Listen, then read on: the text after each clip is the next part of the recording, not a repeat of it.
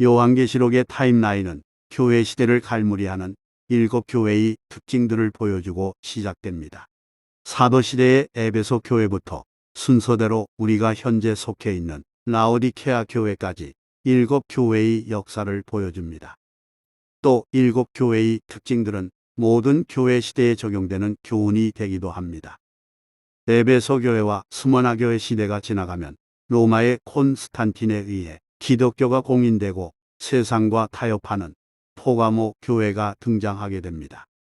이후 가톨릭의 박해가 시작되는 두아티라 교회로 이어지고 가톨릭의 박해로 인해 두아티라에 속해 있는 많은 교회들은 폐교하게 됩니다. 보라, 내가 그녀를 침상에 던질 것이며 그녀와 더불어 간음하는 자들도 자기들의 행위를 회개하지 아니하면 대환란에 던지리라. 간음의 대상인 그녀는 자칭 여선지자 이세벨이며 이세벨은 자칭 기독교인을 의미하며 바빌론 시대부터 이어져 오는 바빌론의 종교인 바티칸을 의미하기도 합니다. 요한계시록 2장 22절은 바티칸이 대환란에 던져질 것을 확증해주는 구절이며 바티칸과 함께 배교한 거짓 교회들도 대환란에 던져질 것을 의미합니다. 가톨릭이 주관하는 에큐메니컬 운동에 동참하는 대부분의 교회가 여기에 속합니다.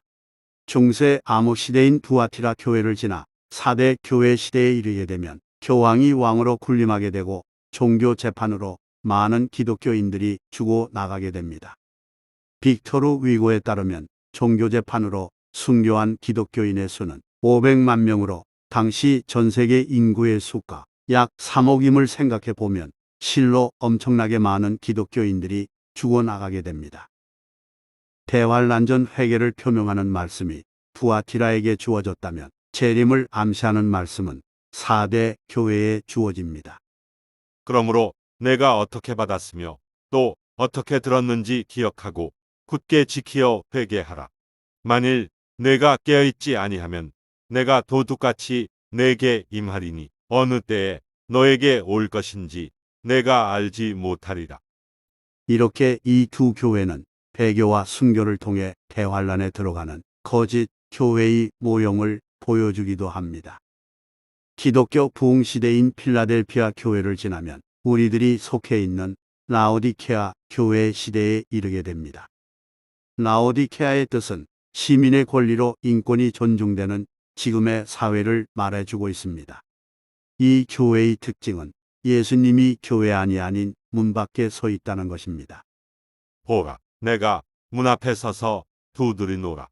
누구든지 내 음성을 듣고 그 문을 열면 내가 그에게로 들어가서 그와 함께 먹으며 그도 나와 함께 먹으리라. 교회의 모형은 갖추었지만 구원받은 성도가 없는 거짓 교회의 특징을 보여줍니다. 두세 사람이 내 이름으로 함께 모이는 곳에는 나도 그들 가운데 있느니라 하시더라. 성도들이 모인 곳에 항상 함께할 것을 약속하는 말씀과 상반됩니다. 아무도 어떤 모양으로든지 너희를 미혹하지 못하게 하라. 이는 먼저 배교하는 일이 이르지 않고 또 그 죄의 사람 곧 멸망의 아들이 나타나지 않고서는 그날이 오지 아니함이라. 이제 성령께서 분명히 말씀하시나니 마지막 때에 어떤 자들이 믿음에서 떠나 미혹하는 영들과 마귀들의 교리들을 따르리라. 마지막 교회의 특징은 배교입니다. 또 다른 마지막 교회의 특징은 병고침과 방언의 이적을 쫓는 은사주의 교회들입니다. 은사주의는 4대 교회 시대 이후 가톨릭에 의해 다시 등장합니다. 성아이신스와 코르넬리우스 나피데와 같은 예수의 소속 신부들에 의해 다시 나타나고 현재 모든 교회들이 예수 외에서 부활시킨 은사주의를 쫓아가고 있습니다. 지금도 많은 가톨릭 신부와 신자들은 방언을 추구하고 있습니다. 하나님의 몸된 교회가 아닌 대환란에 들어가는 양의 탈을 쓴 교회들에게 다음과 같은 말씀이 주어집니다. 이기는 자에게는 내가 내 보좌에 나와 함께 앉을 자격을 주리니 이는 내가 이겨서 나의 아버지와 함께 그의 보좌에 앉은 것과 같으리라. 하나님의 몸된 교회에 속한 성도는 이기는 자가 아닌 이미 세상을 이긴 자입니다. 어린 자녀들아, 너희는 하나님께 속하였고 또 그들을 이겼으니 이는 너희 안에 계신 분이 세상에 있는 자보다 더 크시기 때문이라.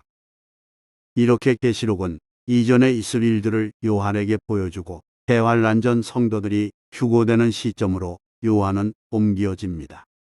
이 일 후에 내가 쳐다보니 보라 하늘에 한 문이 열려 있는데 내가 들은 첫 음성은 나팔 소리 같았으며 내게 말하여 이르기를 이리 올라오라.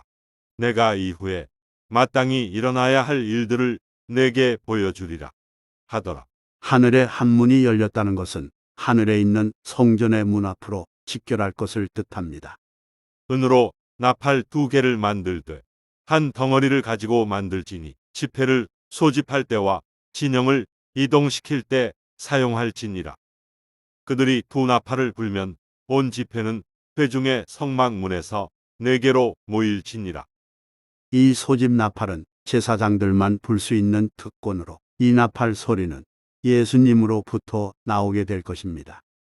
주께서 호령과 천사장의 음성과 하나님의 나팔 소리와 함께 하늘로부터 친히 내려오시리니 그러면 그리스도 안에서 죽은 자들이 먼저 일어나고 그리고 나서 살아남아 있는 우리도 공중에서 주와 만나기 위하여 그들과 함께 구름 속으로 끌려 올라가리니 그리하여 우리가 영원히 주와 함께 있으리라.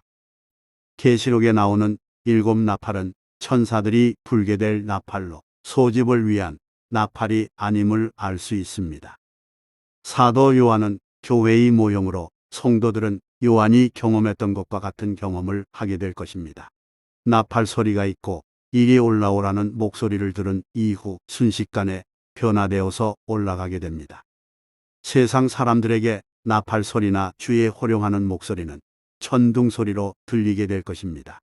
의인이 멸망하여도 마음에 두는 사람이 없고 자비로운 사람들이 잡혀가도 의인이 다가올 재앙으로부터 옮겨진 것이라고 생각하는 사람이 없도다. 이때 사람들은 전 세계적으로 소수의 사람들이 동시에 사라지는 사건의 원인을 다른 것으로 돌리게 될 것입니다. 이제 이 세상은 교회를 구성하고 있는 성도들이 모두 사라지고 하나님의 편에서 보았을 때 범죄자들만 남게 됩니다. 그들 왕국의 나중 때에 범죄자들이 가득 차게 되면 무서운 용모를 하고 난해한 문장들을 깨닫는 한 왕이 일어나리라. 멸망의 아들이 일어나고 이스라엘의 평화협정으로 종교 통합이 이루어지면 대환란은 시작됩니다. 이 땅에 앞으로 무슨 일이 일어날 것인가를 생각하면 사람들의 마음은 두려움으로 인하여 실신할 것이다. 이는 하늘의 권능들이 흔들릴 것이기 때문이라. 하나님이 사람들을 대환란에 던져넣는 목적은 이렇습니다. 그때에 미카엘이 일어서리니 이는 내 백성의 자손을 위하여 일어서는 위대한 통치자라. 또 고난의 때가 있으리니 그것은 민족이 생긴 이래로 그때까지 결코 없었던 것이라. 그때에 내 백성이 구제될 것이니 곧 그 책에 기록되어 발견될 모든 자들이라. 첫째는 이스라엘의 회복을 위해서입니다. 이스라엘은 대환란을 통과해야 민족적으로 회개하고 예수를 그들의 메시아로 받아들일 것이기 때문입니다. 이는 내가 완고하며 내 목은 쇠의 근육이요 내 이마는 노쇠임을 내가 알았기 때문이라. 그러므로 만군의 주가 이같이 말하노라. 보라, 내가 그들을 녹여서 연단하리라. 내가 내 백성의 딸을 위하여 어찌하리요. 유대인들은 마음이 완고하기 때문에 대환란의 용광로를 통과해야 회복될 것을 말해줍니다. 대환란에 던져넣는 두 번째 이유는 바벨론에서부터 이어져 오는 종교인 바티칸으로부터 순교자들의 피를 갚기 위해서입니다. 선지자들과 성도들과 이 땅에서 살해된 모든 사람의 피가 그녀 안에서 보였느니라고 하니라. 셋째 이유는 사탄과 함께 세상을 정죄하고 하나님과 원수된 자들에게 복수하기 위해서입니다. 그 악한 자가 오는 것은 사탄의 역사에 따라 모든 능력과 표적들과 거짓 이적들과 멸망하는 자들 안에 있는 모든 불의의 속임수로 오는 것이니 이는 그들이 진리의 사랑을 받아들이지 아니하여 구원을 받지 못하였기 때문이라. 이로 인하여 하나님께서 그들에게 강력한 미혹을 보내시어 거짓말을 믿게 하심은 진리를 믿지 않고 불의를 좋아하는 모든 자로 심판을 받게 하려 하심이라. 넷째 이유는 모든 민족에게 이 땅에 더 이상 소망이 없다는 것을 깨닫고 하나님을 발견하게 하려는 것입니다. 내가 이번에는 나의 모든 재앙을 내 마음과 내 신하들과 내 백성 위에 보내어 너로 하여금 온 땅에 나 같은 이가 없음을 알게 하리니. 이 네 가지 목적은 모세의 노래에 잘 드러나 있습니다. 오 너희 민족들아, 주의 백성과 함께 즐거워하라. 이는 주께서 자기 종들의 피를 갚으실 것이요 주의 대적들에게 복수하실 것이나 자기 땅과 자기 백성에게는 자비를 베푸실 것입니다. 그리고 대환란은 유대인에게는 야곱의 고난의 때가 되며 이방인들에게는 이방의 때가 됩니다. 이는 그날이 가까웠으니 즉 주의 날이 가까웠음이요 구름 낀 날이라. 그날은 이방의 때가 되리라. 이방의 때는 자고하고 교만한 세상의 모든 민족들을 심판하는 날로 주의 날이라고 합니다.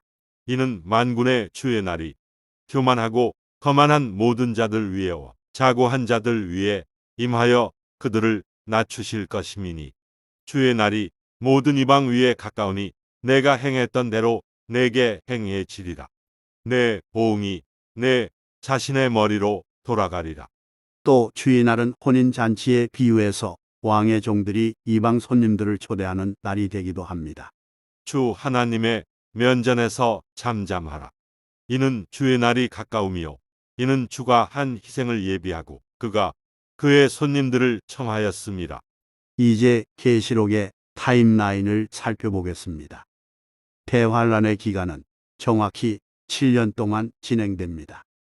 그가 많은 사람들과 더불어 한 주 동안 언약을 확정하고 그 주의 중간에 그가 희생제와 예물을 금지시킬 것이요 그는 가증함을 확산시키므로 황폐케 하리니 진멸할 때까지 할 것이며 정해진 것이 황폐케 한 자에게 쏟아지리라 하더라. 한 주는 7년을 의미하며 이스라엘과 맺은 언약은 7년의 중간에 깨지게 되고 대환란은 전 3년 반과 후 3년 반으로 나뉘게 됩니다. 이 언약은 사람의 편에서 보았을 때 평화의 언약으로 보이지만 실상은 사망과 지옥의 언약이 됩니다. 너희가 말하기를 우리가 사망과 더불어 언약을 맺었고 우리가 지옥과 더불어 합의하였도다. 7년 대환란은 평화조약 이후 7봉인이 순차적으로 열리며 진행됩니다. 내가 보니 보라 흰 말 한 마리가 있는데 그 위에 탄 자가 활을 가졌더라. 그에게 한 면류관이 주어졌고 그는 나가서 정복하고 정복하려 하더라. 흰색은 보편적으로 거룩함이나 평화를 상징하며 흰말 위에 탄 자의 특징은 활을 무기로 가지고 있습니다. 그들의 혀는 쏘아놓은 화살 같아 거짓을 말하니 입으로는 자기 이웃에게 평화롭게 말하나 마음속으로는 숨어 기다리는도다. 흰말 위에 탄 자의 무기는 거짓말입니다. 평화라는 달콤한 거짓말로 많은 나라들을 정복할 것을 말해줍니다. 교만의 면류관을 쓴 자의 정체는 가톨릭 종교입니다. 내가 본 그 여자는 땅의 왕들을 다스리는 큰 도성이라고 하더라. 가톨릭의 핸드 사인은 활 시위를 당기는 솜 모양입니다. 반면 예수님의 무기는 입에서 나오는 양날 가진 검이며 구약 시대에는 막대기를 사용했었습니다. 그의 오른손에는 7뼈를 가졌고 또 입에서는 날카로운 양날 가진 칼이 나오며 용모는 해가 그 맹렬한 기세로 비치는 것 같더라. 그리고 흰말 위에 탄자의 활에서 나오는 화살은 기근을 가져오기도 합니다. 내가 기근에 악한 화살을 그들에게 보내면 그것이 그들의 파멸이 될 것이니 내가 너희를 멸하려고 그것을 보내리라. 또 내가 너희에게 기근을 늘려서 너희의 식량봉을 꺾으리라. 흰말 위에 탄자가 정복해 나가는 일련의 일들은 종교 통합을 1차적으로 생각해 볼 수도 있지만 국가의 연합이나 다른 그 무엇이 될 수도 있습니다. 그들에게 자유를 약속하나 자기들 자신은 타락의 종들이니 누구든지 정복을 당하면 그는 정복한 자의 종이 되는 것이다. 많은 나라들이 흰말 위에 탄 자에 의해 정복당하고 두 번째 봉인은 열리게 됩니다. 이에 붉은 다른 말이 나오는데 그 위에 앉는 자에게 땅에서 평화를 제거하는 권세가 주어졌으니 그들이 서로 죽이더라. 또 그에게 큰 칼도 주어졌더라. 붉은 말이 등장하고 민족이 민족을 대적하고 나라가 나라를 대적하는 전쟁이 벌어집니다. 큰 칼이 주어졌다는 것은 종교 창녀인 바티칸에게 칼의 권세가 주어졌음을 뜻합니다. 어떤 나라들이 어떤 이유로 전쟁을 벌이는지 모르지만 확실히 알 수 있는 것은 이스라엘은 전쟁에 참여하지 않습니다. 또 너희는 전쟁과 전쟁의 소문을 들을 것이다. 그러나 삼가 걱정하지 말라. 이는 이 모든 일들이 반드시 일어나겠지만 아직 끝은 아니기 때문이라. 우리가 러시아와 우크라이나의 전쟁을 보듯이 유대인들은 전쟁의 소문을 미디어로 접하게 될 것입니다. 평화를 말하는 자들의 특징은 다음과 같습니다. 내 백성을 오도하는 선지자들에 관하여 주가 이같이 말하노니 그들은 그들의 이로 깨물면서 평화라고 외치며 자기들의 입에 넣어주지 않는 자에 대해서는 그들이 그를 대적하여 전쟁을 준비하는도다. 이 큰 전쟁은 이들이 말하는 평화가 거짓임을 다시 한번 확증해 줍니다. 대환란이 끝나면 창조주 예수님이 이스라엘의 왕으로 오셔서 1000년 동안 통치하는 천년왕국 시대로 들어가게 됩니다. 그날에 사람이 자기의 지으신 분을 쳐다볼 것이며 그의 눈이 이스라엘의 거룩한 분을 바라볼 것이요. 진정한 평화는 예수님이 왕으로 오셔서 무기들을 제거하는 것으로부터 시작됩니다. 이스라엘의 성읍들에 거하는 자들이 나가서 무기들의 불을 놓아 태우리니 큰 방패들과 작은 방패들과 활들과 화살들과 몽둥이들과 창들이라. 그들이 불로 이 무기들을 7년간 태우리라. 큰 전쟁 이후 세 번째 봉인이 열리고 검은 말이 등장합니다. 어린 양이 셋째 봉인을 여실 때 내가 들으니 셋째 짐승이 말하기를 와서 보라 하더라. 그리하여 내가 보니 보라 검은 말 한 마리가 있는데 그 위에 탄 자가 그의 손에 저울을 가졌더라. 저울을 가졌다는 것은 배급 시스템이 작동될 수도 있다고 생각해 볼 수 있습니다. 그때 내 짐승들의 한가운데서 한 음성을 들었는데 말하기를 밀 한 되가 한 데나리온이요 보리 석 되가 한 데나리온이라 하고 또 너는 기름과 포도주는 손상시키지 말라 하더라. 셋째 봉인이 열리며 심각한 기근이 시작됩니다. 주가 그들에게 두렵게 되리니 이는 그가 세상의 모든 신들을 굶겨 죽이실 것임이요. 하루 일당으로 살 수 있는 밀가루의 양은 1파운드이며 이는 빵 2개 정도를 만들 수 있는 양으로 로마 시대의 한 사람이 하루 동안 먹는 빵의 평균과 같습니다. 오 너희 농부들아 너희는 부끄러워하라. 오 너희 포도원 일꾼들아 밀과 보리를 위하여 울부짖으라. 이는 밭에 수확이 다 없어졌음이니라. 포도나무는 말랐고 무화과 나무는 쇠잔해졌으며 석류나무와 또 종려나무와 사과나무와 밭에 모든 나무들조차 시들었으니 이는 기쁨이 사람들의 아들들에게서 말라버렸음이니라. 포도주의 생산은 호리병 재앙이 진행될 때 그치게 됩니다. 거리들에서는 포도주를 달라는 부르짖음이 있으며 모든 기쁨이 어두워졌으니 땅에 환희가 사라졌도다. 기근이 시작되는 셋째 봉인 기간에 성전 건축이 완성되고 두 증인이 등장하면 일곱 나팔 재앙은 시작됩니다. 그러나 성전 밖에 있는 뜰은 남겨두고 측량하지 말라. 이는 그것을 이방인들에게 주었으며 그들이 42달 동안 그 거룩한 도성을 발 아래 짓밟을 것이기 때문이라. 또 내게 지팡이 같은 갈대를 주며 그 천사가 서서 말하기를 일어나서 하나님의 성전과 제단과 그 안에서 경배하는 자들을 측량하라. 내가 나의 두 증인에게 권세를 주리니 그러면 그들이 굵은 베옷을 입고 1260일을 예언하리라고 하더라. 누구든지 그들을 해치려고 하면 그들의 입에서 불이 나와 그들의 원수를 삼키리니 누구든지 그들을 해치려고 하면 반드시 이와 같이 죽게 되리라. 성전이 완공되고 희생제가 드려지기 시작하면 두 증인이 등장하고 1260일 동안 활동할 예언과 이적의 권세가 주어집니다. 그리고 이스라엘 땅은 두 증인의 등장과 함께 비가 전혀 오지 않는 완전한 기근으로 들어가게 됩니다. 이들에게는 하늘을 닫는 권세가 있어서 그들이 예언하는 날 동안 비를 오지 못하게 하고 물을 피로 변하게 하는 권세도 있어 원하는 때면 언제든지 온갖 재앙으로 땅을 치리로다. 여기서 말하는 비가 오지 않는 사건은 세계적인 기후가 될 수도 있지만 첫째는 이스라엘 땅에만 해당되는 말씀입니다. 인자여, 그녀에게 말하기를 너는 깨끗하지 아니하며 분노의 날의 비도 얻지 못한 땅이라 하라. 우리는 돈을 주고 물을 마시며 우리의 나무도 우리가 돈으로 사나이다. 비가 오지 않는 가뭄이 이스라엘에만 국한될지라도 세상의 모든 강들은 말라갈 것입니다. 그는 바다를 꾸짖으시고 그것을 마르게 하시며 모든 강을 말려 버리시는도다. 바산과 칼멜이 시들며 레바논의 꽃이 시드는도다. 두 증인은 모세와 엘리야로 두 증인이 휴고되는 3년 반의 마지막 때를 알게 되면 성전이 완공되는 시점을 알 수 있게 됩니다. 두 증인의 등장과 함께 이스라엘에는 심례 요한이 증거했던 왕국 복음이 다시 전파되기 시작합니다. 대환란 때 전해지는 복음은 지금 전해지는 은혜 복음이 아닌 메시아가 유대인의 왕으로 오셔서 통치하실 것을 선포하는 왕국 복음이 됩니다.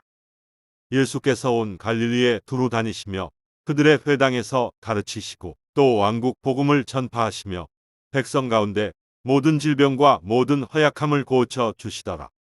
이 왕국 복음이 유대인에게 전해질 때 계시록 14장에 나오는 천사들의 순서 또한 진행됩니다.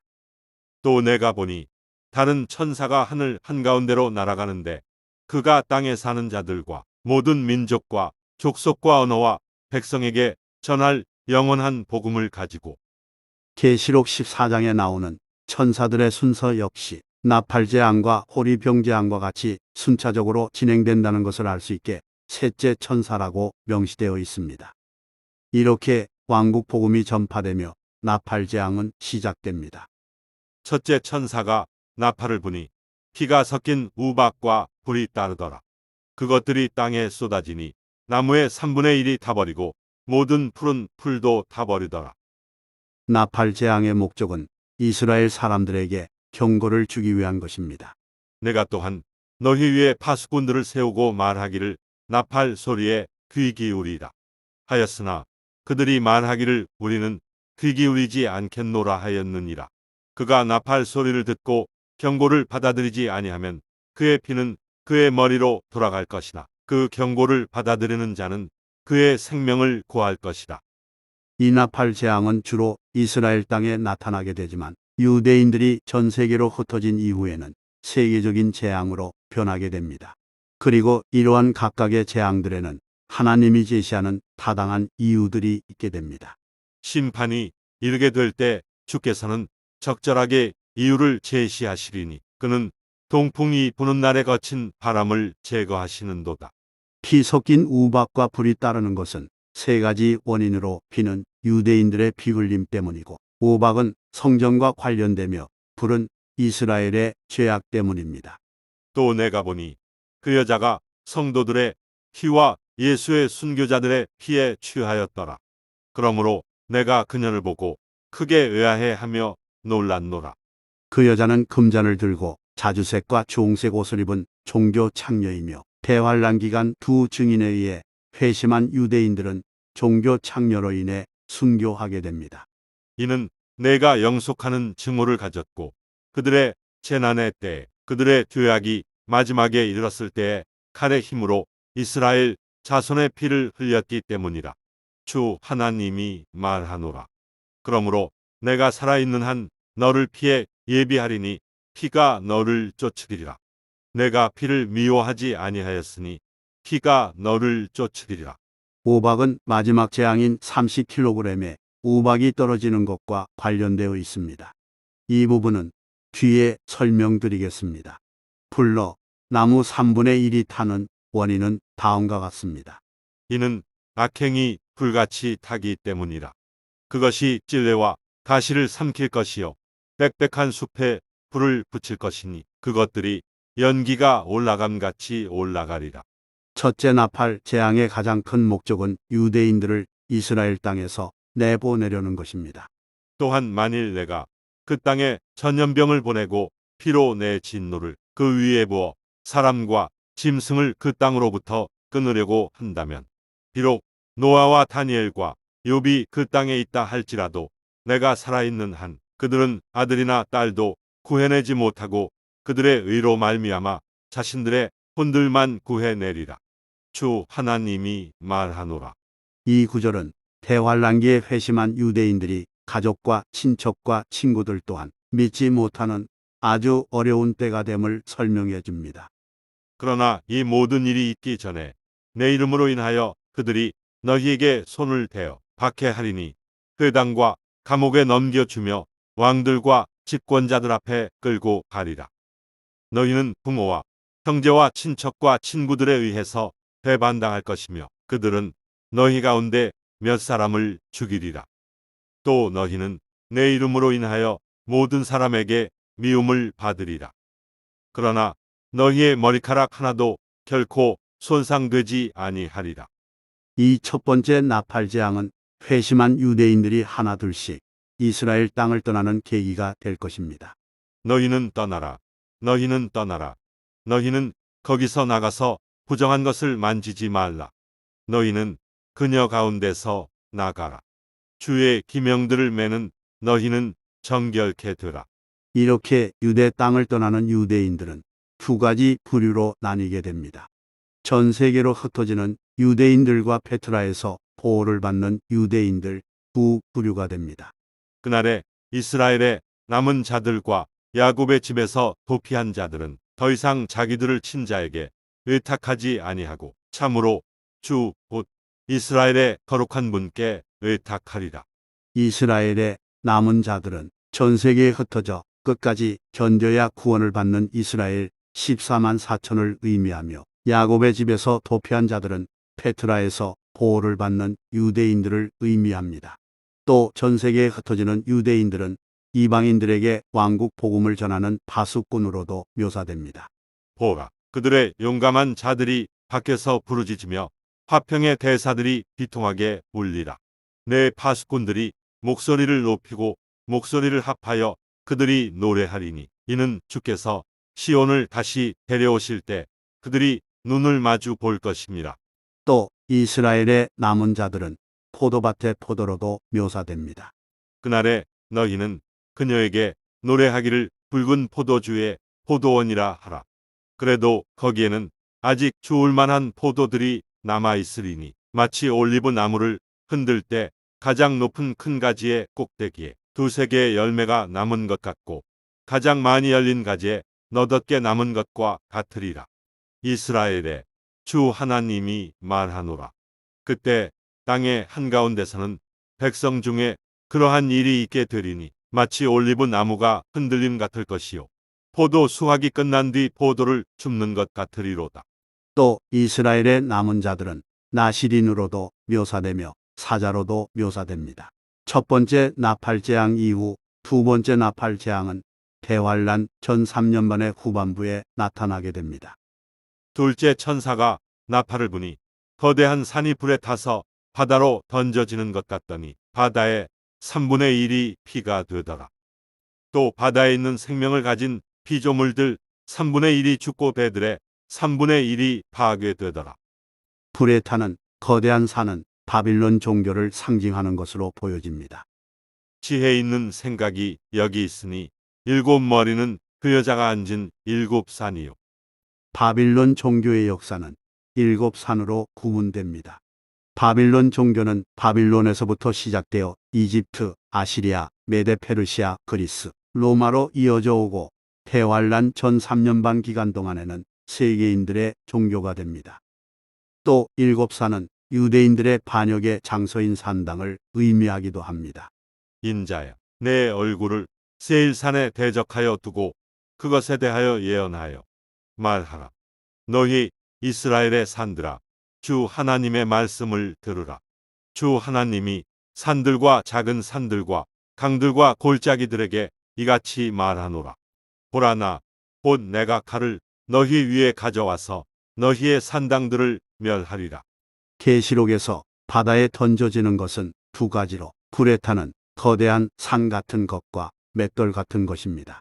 그러자 한 힘센 천사가 큰 맷돌 같은 돌을 들어 바다에 던지며 말하기를, 큰 도성 바빌론이 이처럼 세차게 던져져서 결코 다시는 보이지 아니하리라. 바다에 던져지는 맷돌은 가톨릭의 멸망을 묘사한 장면입니다. 바다에 던져지는 불타는 거대한 산과 맷돌은 같은 장면의 묘사로 보여지며, 불타는 산은 실제 산이 아니며 맷돌 또한 실제 맷돌이 아닙니다.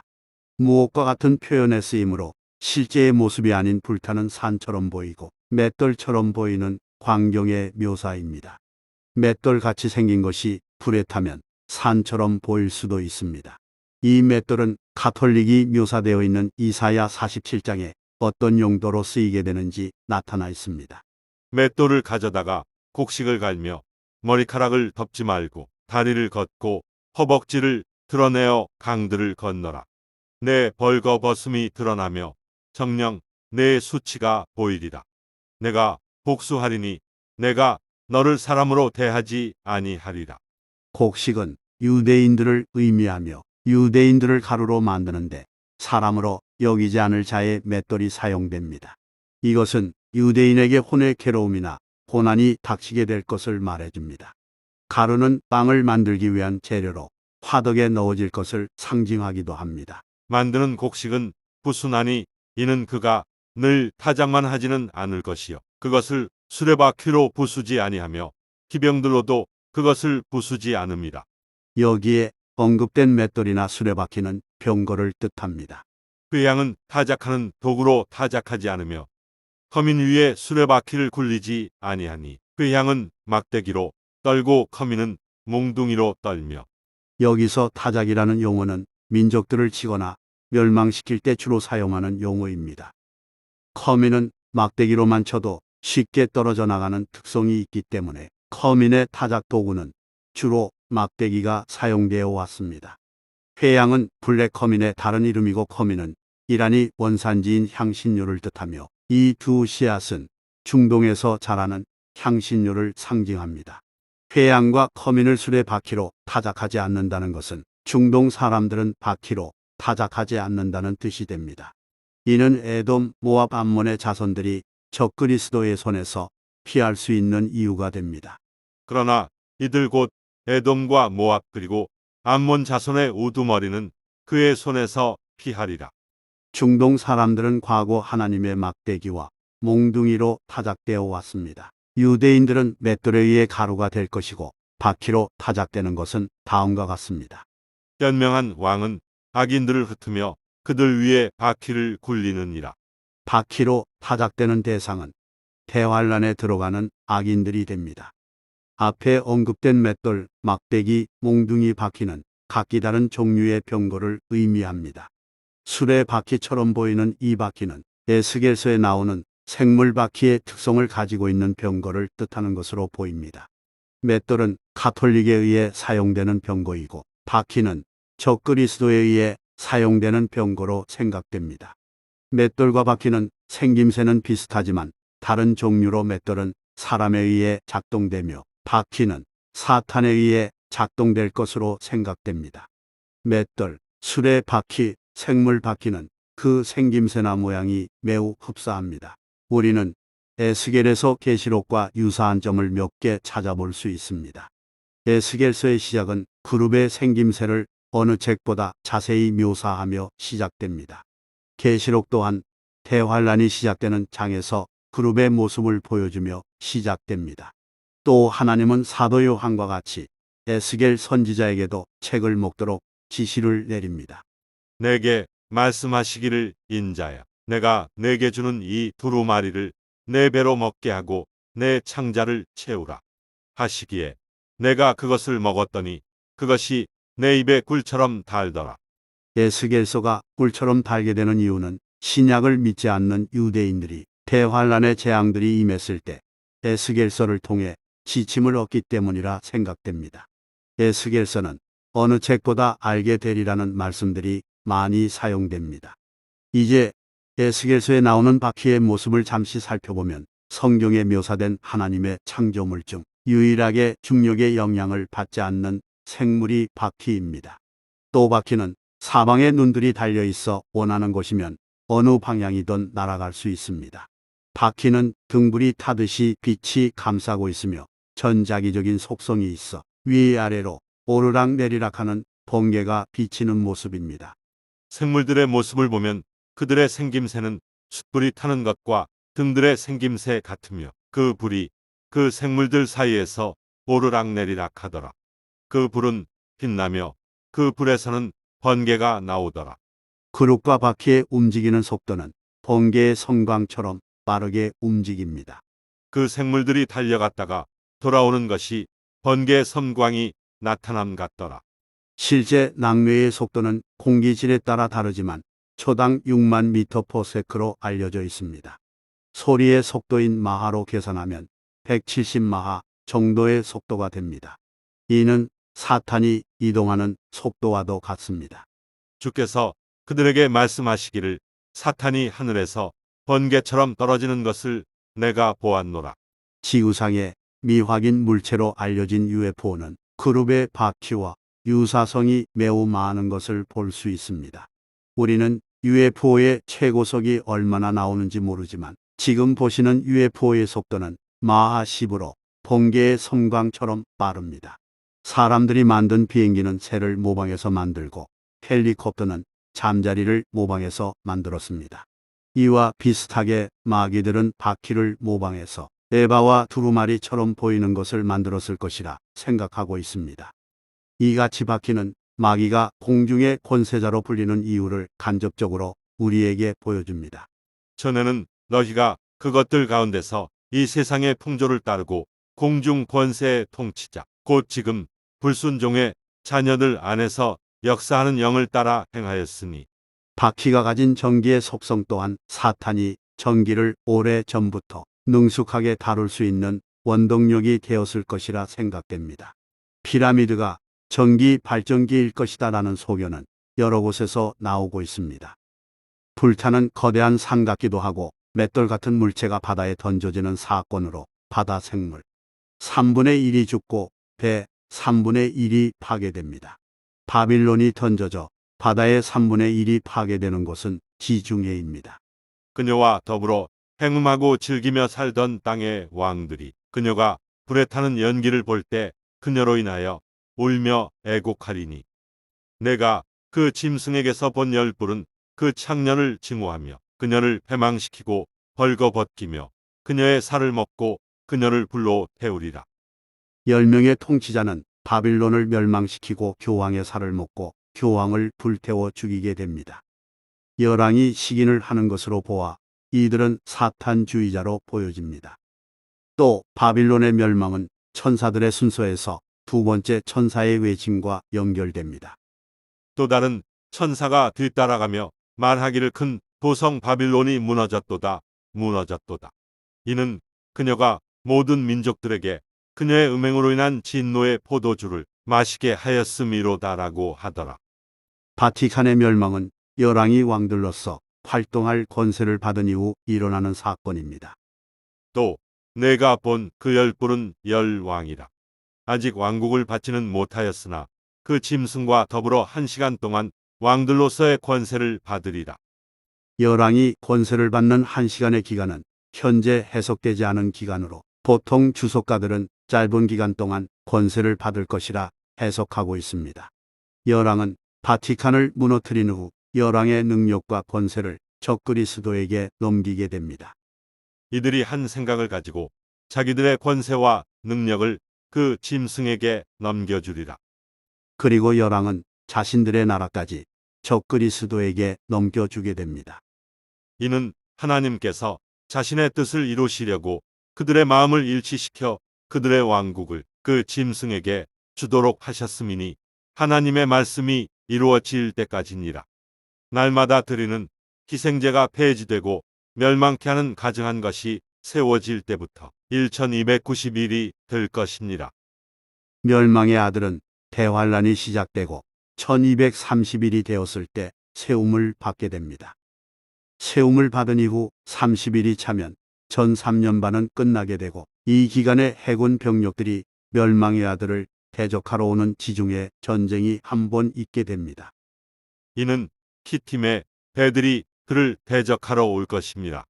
그러므로 그가 낙심하여 돌아가며 거룩한 언약에 대하여 분노를 품을 것이요. 그가 그렇게 행하리니 그가 돌아가서 거룩한 언약을 버린 자들과 더불어 이해를 도모하리라.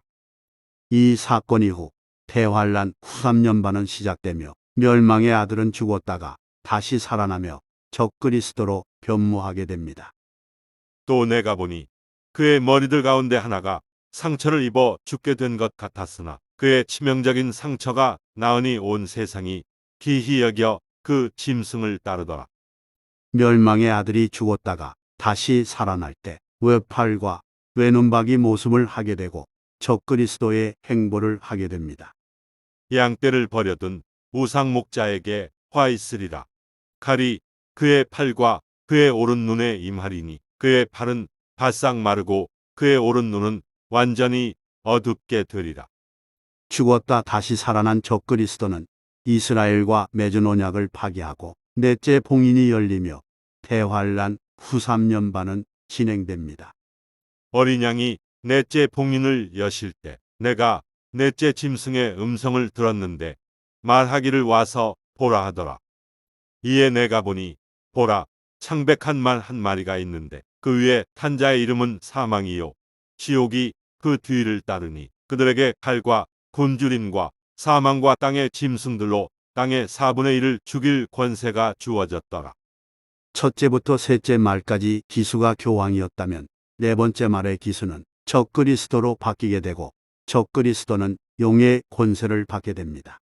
또 내가 본 그 짐승은 표범과 같고 발은 곰의 발 같고 입은 사자의 입 같은데 용이 자기의 능력과 자리와 큰 권세를 그 짐승에게 주더라. 용의 권세를 받은 적그리스도는 언약을 폐지하고 이스라엘 제3성전에서 자신을 높여 하나님이라고 말하는 참남된 말을 하게 됩니다. 그는 대적하는 자며 또 하나님이라고 불리는 모든 것과 숭배받는 대상 위에 자신을 높여 하나님의 성전에 앉아 하나님처럼 보여 자신을 하나님이라고 하느니라. 이때 유대인들은 적그리스도가 거룩한 곳에 선 것을 보고 도망치게 됩니다. 그러므로 너희가 선지자 다니엘을 통하여 말씀하신 멸망에 가증한 것이 거룩한 곳에 선 것을 보리니 그때에 유대에 있는 자들은 산들로 도망하라. 지붕 위에 있는 사람은 집 안에 있는 물건을 가지러 내려가지 말고 들에 있는 사람은 자기 옷을 가지러 돌아가지 말라. 그날들에는 아이를 벤 자들과 젖 먹이는 자들에게 화 있으리라. 너희는 피난하는 일이 겨울에나 안식일에 일어나지 않도록 기도하라. 유대인들은 적그리스도를 피해 대환란 후 3년 반 동안 하나님의 보호를 받게 될 광야에 있는 페트라로 피난을 가게 됩니다. 그때 그 여인이 큰 독수리의 두 날개를 받았는데 이는 그녀가 광야에 있는 자기 처소로 날아가서 그곳에서 그 뱀의 낯을 피하여 한 때와 두 때와 반 때를 부양받으려 함이더라. 페트라의 과거 명칭은 셀라이며 시편에 나오는 셀라는 광야에 있는 페트라를 뜻합니다.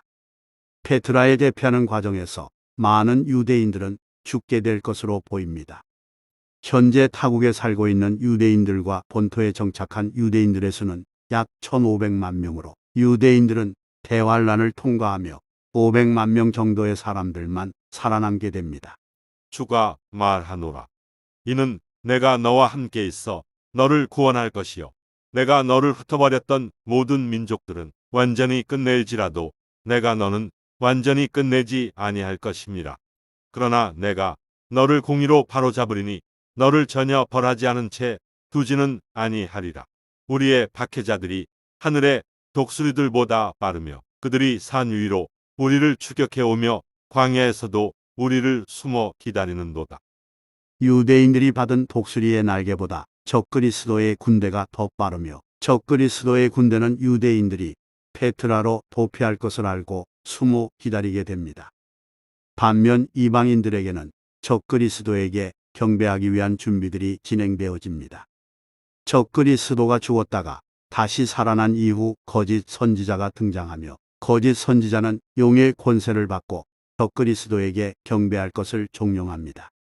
또 내가 보니 다른 짐승이 땅에서 올라오는데 어린 양처럼 두 뿔을 가졌으며 용과 같이 말하더라. 그가 자기 앞에 있던 첫째 짐승의 모든 권세를 행사하고 또 땅과 거기에 사는 자들로 하여금 치명적인 상처를 치유받은 그 첫째 짐승에게 경배하게 하더라. 거짓 선지자는 적그리스도를 하나님이라 속이고 경배를 종용하지만 경배하지 않는 자들에게 여러 이적들과 하늘에서 불이 내려오는 이적을 보여주고 마치 하나님이 땅을 쳐 재앙을 내리는 것처럼 가장하게 됩니다. 또 큰 이적들을 행하는데 심지어는 사람들 앞에서 불을 하늘에서 땅 위로 내려오게 하더라. 거짓 선지자의 이적으로 하늘에서 떨어지는 불은 셋째 나팔 재앙에 해당될 수도 있고 각기 다른 사건일 수도 있습니다. 사건의 연속성으로 볼 때 하나의 같은 사건이지 않을까 생각하고 있습니다. 셋째 천사가 나팔을 부니 하늘에서 등불처럼 타는 큰 별이 떨어졌는데 그것이 강들의 3분의 1과 물들의 원천에 떨어지더라. 그 별의 이름은 쑥이라 하고 물의 3분의 1이 쑥이 되니 그 물이 쓰게 됨을 인하여 많은 사람이 그 물로 죽더라. 셋째 나팔 재앙은 엘리야의 불 재앙으로 생각될 수도 있지만 별을 떨어뜨리는 권세는 사탄에게서 나옵니다. 하늘의 군대에 이를 만큼 커져서 군대와 별들 중에 얼마를 땅에 던지고 그것들을 짓밟더라. 예수님 당시에는 불 재앙을 언급했던 제자들을 꾸짖는 일이 있었습니다. 그의 제자인 야고보와 요한이 이를 보고 말씀드리기를 주여 우리가 하늘에서 불이 내리도록 명하여 마치 엘리야가 한 것처럼 그들을 살라버리기를 원하시나이까라고 하니 주께서 돌아서서 그들을 꾸짖으시며 말씀하시기를 너희는 너희가 어떤 영을 지녔는지 알지 못하고 있도다. 그리고 땅을 황폐케 하는 일들은 적그리스도로부터 나타나게 됩니다. 그는 가증함을 확산시키므로 황폐케 하리니 진멸할 때까지 할 것이며 별이 떨어지는 원인도 역시 이스라엘의 죄악 때문입니다. 그러므로 만군의 주 이스라엘의 하나님이 이같이 말하노라. 보라, 내가 그들, 즉 이 백성을 먹이리니 쑥으로 먹이고 독이 든 물을 주어 마시게 하리라. 이 별은 이스라엘 땅에 떨어지며 요단강으로 흘러들어가는 물줄기 중 한 곳에 떨어질 것으로 예상됩니다. 모든 강에는 물이 흘러나오는 물들의 원천이 있고 물들의 원천이 되는 곳의 힌트는 엘리야가 회오리 바람을 타고 휴고되기 직전에 이르렀던 강들이 됩니다. 엘리사가 물들의 원천으로 나아가서 거기에 소금을 던지며 말하기를 주께서 이같이 말씀하시니라. 내가 이 물들을 치유하였으니 이제부터는 죽음이나 불모의 땅이 다시 있지 아니하리라 하더라. 엘리야가 휴고되기 전 엘리야와 엘리사는 베델에서 여리코, 여리코에서 요단, 요단에서 요단 건너편으로 이동한 후 엘리야는 올라가게 됩니다. 엘리야가 올라간 후 엘리사는 다시 요단 건너편으로 돌아와 여리코에 이르게 될 때 물들의 원천을 치유하는 사건이 있게 됩니다. 여기서 물들의 원천이라고 불리는 곳은 여리코와 인접한 와디켈트강의 끝자락에 해당됩니다. 이것을 물들의 원천으로 생각하는 이유는 엘리사가 물들의 원천을 치유하고 바로 베델로 올라가기 때문입니다. 별은 이 켈트강에 떨어질 수도 있지만 이 강의 치유로 죽음이나 불모의 땅이 있지 아니하리라는 말씀으로 아우자강 인근에 떨어질 것이라 생각됩니다.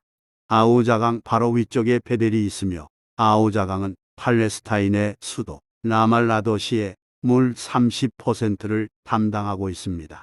그러나 베델을 찾지 말고 길갈로도 들어가지 말며 브엘세바로도 지나가지 말지니 이는 길갈이 반드시 사로잡혀갈 것이며 베델은 아무것도 남지 아니할 것입니다. 주를 찾으라. 그리하면 너희가 살리라. 그렇지 아니하면 그가 요셉의 집에 불같이 일어나 삼키리니 그리하면 베들에서 그것을 끌 자가 아무도 없으리라. 별이 떨어져 물이 쓰게 되는 사건으로 팔레스타인과 이스라엘의 많은 사람들은 죽게 됩니다. 거짓 선지자의 불이 내려오는 이적이 별이 떨어지는 셋째 나팔 재앙과 일치한다면 적그리스도가 예루살렘에서 떨어지는 별을 관찰하기에 적절한 거리가 베델이라고 보여집니다. 또 이 별은 팔레스타인 210만 명과 유대인 50만 명이 살고 있는 서안 지구에 떨어짐으로써 하나님이 팔레스타인들에게 재앙을 내리는 것처럼 보이게 만들어 적그리스도를 하나님으로 온전히 믿게 되는 유대인들이 생겨나게 될 수도 있을 것이라 생각됩니다. 불이 내려오는 재앙 이후 거짓 선지자는 사람들에게 짐승의 형상을 만들도록 선동합니다. 그가 짐승 앞에서 행할 권세를 받아 그 같은 기적들을 통하여 땅에 거하는 자들을 미혹하며 또 땅에 거하는 자들에게 말하기를 칼로 상처를 입었다가 살아난 그 짐승을 위하여 형상을 만들어야 한다고 하더라. 그리고 모든 사람들에게 짐승의 표를 받게 하여 표가 없으면 매매를 못하는 통제 시스템을 구축합니다. 그 표나 그 짐승의 이름이나 그의 이름의 숫자를 지닌 사람을 제외하고는 아무도 사거나 팔 수 없게 하더라. 여기서 셋째 천사의 순서가 진행됩니다. 셋째 천사가 그들을 따라가며 큰 음성으로 말하기를 누구든지 그 짐승과 그의 형상에게 경배하고 그의 표를 자기 이마나 손에 받는다면 그 역시 하나님의 진노의 포도주를 마시게 되리니 그것은 그의 진노의 잔에 혼합하지 않고 부은 것이니라. 또 그 사람은 거룩한 천사들의 면전과 어린 양의 면전에서 불과 유황으로 고통을 받으리니 그 고통의 연기가 영원 무궁토록 올라가리라. 그 짐승과 그의 형상에게 경배하고 그의 이름의 표를 받는 자는 누구든지 밤낮 쉼을 얻지 못하리라. 적그리스도가 등장한 이후 어떤 시점에 다다르면 대환란 성도들에 의해 소요 사태가 일어나게 됩니다. 개인적으로 소요 사태는 표 시스템이 도입될 때 일어날 가능성이 크다고 생각되어집니다. 그가 성도들과 싸워 그들을 이기는 권세를 받았으며 모든 족속과 언어와 민족을 다스리는 권세를 받았더라. 소요 사태로 적그리스도는 환란 성도들과 싸워 이기게 되고 표 시스템이 도입된 이후 완전한 독재 체제의 통제 사회로 들어가게 됩니다. 여기에 등장하는 성도는 대환란 때 회심한 기독교인들을 의미합니다. 이렇게 적그리스도가 독재 시스템을 구축할 수 있는 이유는 한 군대가 적그리스도에게 주어지기 때문입니다. 한 군대가 그에게 주어져서 죄과로 인하여 매일 드리는 희생제도 반대케 하며 그 작은 뿌리 진리를 땅에 던지고 마음대로 행하며 번성하였더라. 여기서 말하는 군대는 용의 권세로부터 나오는 하늘의 군대를 의미합니다. 그날에 주께서 높은 곳에 있는 높은 자들의 군대와 땅 위에 있는 땅의 왕들을 벌하시리라. 세상 사람들이 표를 받게 되면 일곱 호리병 재앙은 시작됩니다.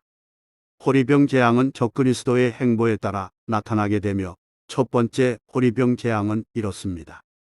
그러므로 첫째가 가서 자기 홀병을 땅에 쏟으니 그 짐승의 표를 가진 자들과 그의 형상에 경배한 자들 위에 악취가 나는 심한 헌대가 생기더라. 악취가 나는 헌대는 문둥병과 비슷해 보이지만 문둥병과 다른 종류의 고통입니다. 문둥병은 병세가 심해지면 감각을 점점 상실하게 됩니다. 또한 이 율법책에 기록되지 아니한 모든 질병과 모든 재앙을 주께서 내가 멸망할 때까지 내게 내리시리라. 적그리스도는 통제 시스템을 구축한 이후 짐승이나 짐승의 형상에게 경배하지 않는 모든 자를 죽이게 됩니다.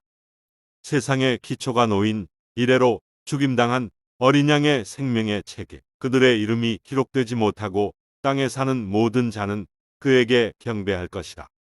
또 그가 짐승의 형상에게 생명을 주는 권세를 받아 그 짐승의 형상으로 말도 하게 하고 그 짐승의 형상에게 경배하지 아니하는 자는 다 죽이도록 하니라. 사탄은 그룹의 네 영과 바퀴에 한 영으로 구성된 오위일체입니다. 생명을 받는 말하는 우상은 단지 AI 기술로 구현된 말하는 우상이 아니라 사탄의 영이 들어간 존재일 수 있습니다. 적그리스도, 거짓 선지자, 용, 아바돈까지가 사의 일체이고 말하는 우상까지 더해지면 오위일체가 됩니다. 참수대 처형은 대환란이 시작되고 1335일이 되어서 진행될 것이라 생각됩니다. 성경에서 말하는 복은 주로 구원과 연관되기 때문입니다. 기다려서 1335일에 이르는 자는 복이 있도다. 또 내가 하늘에서 나는 음성을 들었는데 나에게 말씀하시기를 기록하라. 이제부터 주 안에서 죽는 자들은 복이 있도다. 성령께서 말씀하시니라. 이는 실로 그들은 자기들의 수고를 그치고 쉴 것이요 그들의 행위가 그들을 따를 것임이라고 하시니라. 그들이 어린 양의 피와 자기들이 증거한 말로 그를 이겼으니 그들은 죽기까지 자기들의 생명을 사랑하지 아니하였도다. 여기서 대환란 시대의 구원에 대해 짧게 설명드리고 지나가겠습니다. 지금 교회 시대의 성도는 성령을 받았느냐가 구원의 증표가 됩니다.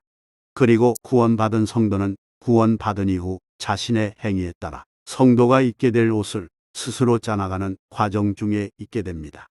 이제 그녀에게 허락하사 정결하고 흰 세마포를 입게 하셨으니 세마포는 성도들의 의라고 하더라. 세마포는 성도들이 입게 될 의복으로 구원받은 이후 자신의 행위에 따라 받게 되는 옷이 됩니다. 그러므로 너희는 하나님의 택함을 받은 거룩하고 사랑받는 자로서 자비로운 마음과 친절과 마음의 겸손과 온유와 오래 참음으로 옷 입으라. 대환란 시대의 성도들은 교회 시대의 성도들과 달리 성도의 행위가 구원의 보증이 됩니다. 너희는 그들의 열매로 그들을 알게 되리니 사람이 가시나무에서 포도를 또 엉겅퀴에서 무화과를 거둘 수 있겠느냐. 그러므로 너희는 그들의 열매로 그들을 알게 되리라. 먼저 살펴보고 갈 것은 여기서 여인의 씨는 유대인을 의미하며 유대인들은 모세의 율법을 지키는 사람들입니다. 계명들을 지키는 행위는 유대인이라는 것을 말해주고 예수 그리스도의 증거를 가진 자는 대환란 때 회심한 유대인이라는 것을 밝혀주고 있습니다. 다음 구절에서 유대인 성도들이 가진 특성 외에도 인내라는 용어가 하나 더 추가되어 있음을 보실 수 있습니다. 이 구절은 끝까지 견뎌야 구원받는 이스라엘 14만 4천이 있음을 알려주는 말씀이 되고 뒤에서 이방인이나 유대인이나 주 안에 죽는 자는 복이 있다는 것을 밝혀주고 있습니다. 여기 제단에서 죽은 사람들은 유대 땅에서 순교당한 유대인 성도를 보여주고 있습니다. 여기 동료종과 형제는 죽은 사람들이 유대인이라는 것을 밝혀주고 있습니다. 제단에서 순교한 유대인 성도들에게는 긴 흰옷이 주어지게 됩니다.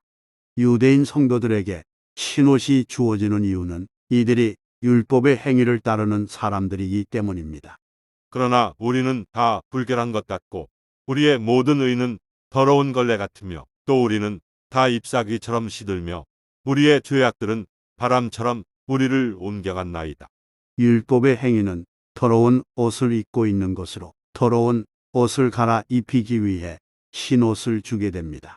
그때 여호수아가 더러운 옷을 입고 그 천사 앞에 섰더니 주께서 자기 앞에 서 있는 자들에게 대답하여 일러 말씀하시기를 그에게서 더러운 옷들을 벗기라 하시고 그에게 말씀하시기를 보라. 내가 내게서 내 죄악을 제하였으니 내가 옷을 바꿔 너를 입히리라. 유대인 성도들은 예수의 증거와 계명들을 따르는 행위가 있어야 구원을 받게 됩니다.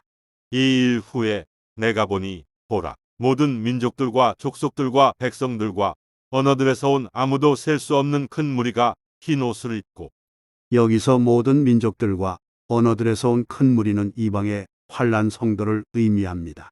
여기서 이방의 환란 성도는 옷을 갈아입히는 것이 아닌 이미 자신의 옷을 입고 있습니다. 이 옷은 대환란 기간 땅에서 자신의 행위로 짜서 입게 된 옷이 됩니다. 환란 시대의 회심한 성도들은 예수 그리스도로 말미암는 속죄의 믿음을 가지고 있을 뿐만 아니라 자신이 하나님에게 속한 사람이라는 것이 행위로 드러나야 됩니다. 그러나 나는 듣는 너희에게 말하노니 너희 원수들을 사랑하고 너희를 미워하는 자들에게 잘해주며 너희를 저주하는 자들을 축복하고 너희를 천대하는 자들을 위하여 기도하라. 내 한쪽 뺨을 때리는 자에게 다른 쪽도 돌려대며 또 너의 외투를 빼앗는 자에게 내 우도까지 가져가는 것을 금하지 말라. 또 너에게 구하는 모든 사람에게는 주고 내 것을 빼앗아가는 자에게 돌려달라고 하지 말라. 사람들이 너희에게 해주기를 바라는 대로 너희도 그들에게 그와 같이 해주라. 1차적으로 유대인 환란 성도들에게 해당되는 말씀이지만 이방의 환란 성도들도 이와 같은 행함들이 드러나야 됩니다. 그런데 어찌하여 너희는 나를 주여 주여 라고 부르면서도 내가 말하는 것들을 행하지 아니하느냐. 구원받은 성도는 구원을 받았기 때문에 부활의 소망을 가지게 됩니다. 환란 성도들은 부활의 소망이 있음을 행함으로 나타내 보여야 합니다. 여자들은 그들의 죽은 자들을 다시 살려받기도 하고 어떤 사람들은 고문을 당하면서도 굳이 면하려 하지 않았으니 이는 그들이 더 좋은 부활을 얻고자 함이라. 또 어떤 사람들은 잔혹한 조롱과 채찍질의 시련도 받았고 더욱이 결박당하고 감옥에도 갇혔으며 돌로 맞고 톱으로 켜지고 시험을 당하고 칼로 살해되었으며 양의 가죽과 염소의 가죽을 쓴 채 유리하며 궁핍과 고난과 학대를 당했느니라. 이렇게 대환란 성도들은 자신의 믿음이 행위의 결과로 나타나야 됩니다. 대환란 성도는 이 행위의 결과로 구원 여부를 판단하게 됩니다. 누구든지 자기 생명을 구하고자 하면 잃을 것이요 누구든지 나를 위하여 자기 생명을 잃으면 구하리라. 이방의 환란 성도는 이렇게 자신의 행위로 짠 옷을 입게 되고 이 옷은 어린 양의 피로 씻기게 됩니다. 이것은 믿음과 행위가 있어야 구원받을 수 있음을 말해줍니다. 이렇게 이방의 환란 성도나 유대인 환란 성도는 믿음이 동반된 행위의 결과 그리스도로 옷 입혀지게 됩니다. 여기서 입게 되는 흰옷은 예복으로 혼인잔치에 초대된 손님들이 입게 되는 옷이 됩니다. 또 환란 성도들은 회심한 이후에 믿음을 끝까지 지켜야 구원받을 수 있습니다. 교회의 성도들과 달리 환란 성도는 믿음에서 한번 떨어져 나가면 다시 회복시킬 수 없게 됩니다. 단편적인 예는 짐승의 형상에게 경배하는 것과 짐승의 표를 받는 것입니다. 환란 성도에게 해당되는 교리는 히브리서와 야고보서에 잘 드러나 있습니다. 히브리서와 야고보서는 교회 시대에 적용되는 말씀들도 있지만 적용시킬 수 없는 말씀들도 존재합니다. 또 내가 보좌들을 보니 그들이 그 위에 앉았는데 심판이 그들에게 주어졌더라. 또 예수에 대한 증거와 하나님의 말씀으로 인하여 목배임을 당한 사람들의 본들도 보았는데 그들은 그 짐승에게나 그 형상에게 경배하지 아니하였을 뿐만 아니라 그의 표를 그들의 이마 위에나 손에도 받지 아니하였더라. 그러므로 그들은 살아서 그리스도와 함께 천년을 통치하더라. 여기서 심판을 받는 부류는 두 부류가 됩니다.